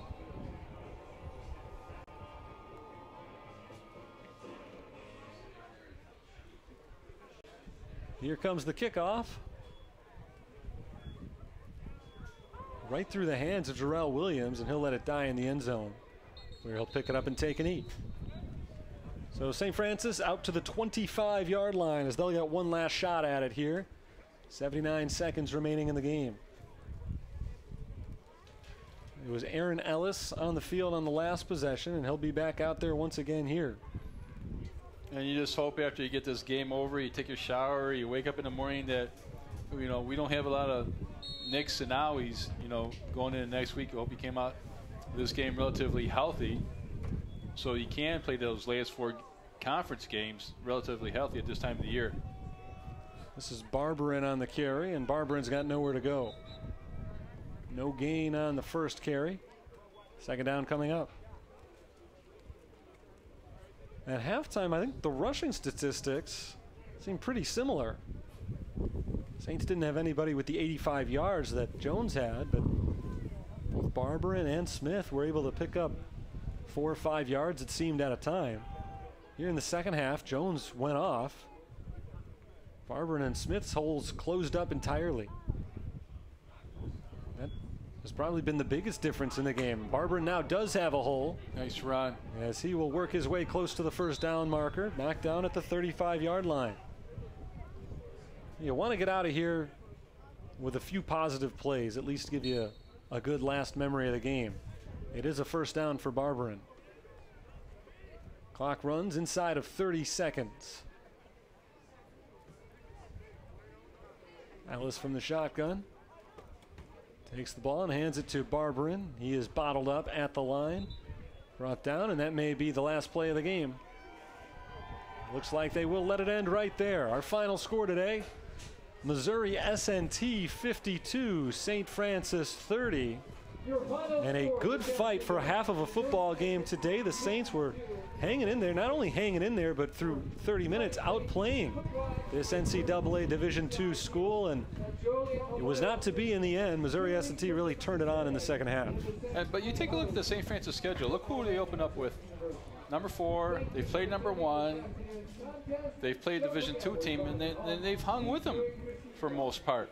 So it's not like you're getting overmatched. It's just the other team physically is a little bit better than we are at this point. Well, they certainly have been battle tested. Perhaps that will fare well for them later in the season, as they have that schedule that we talked about at Lindenwood Belleville next week. And then after that, 3 of their final 4 at home, and all against conference foes. Missouri S&T with the victory today, 52-30. They improved to 4-2 with their 4th consecutive victory. And they will head back on the road next week for their 5th consecutive road game at Lincoln, Missouri.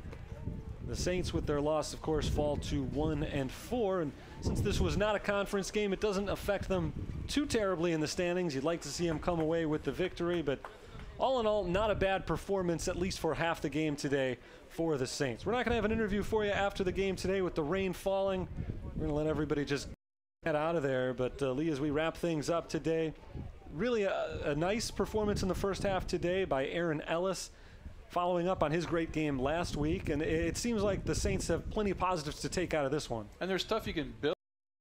A good week of practice. You go for your last away game next week, and now you got 4 at home. But they're all conference games. They're all important games, because even after today's loss, you're still tied for first place in your division of your conference. So that's something that you have to look forward to. Saints again fall to 1-4 overall this season with the loss. Nice first half for Ellis, a big first half as well for Brandon Ruffin, who caught a couple of long touchdown passes. Lexus Jackson had a couple of big plays as well. Early in the game, he had a 55-yard punt return, a 75-yard touchdown run. There were 2 touchdown plays of 69 yards or more, the 2 longest plays of the season for St. Francis. But in the second half, it was Missouri S&T and their star running back Deshaun Jones who took over the game. 30 carries for 275 yards as the Miners defeat the Fighting Saints by a final score of 52-30.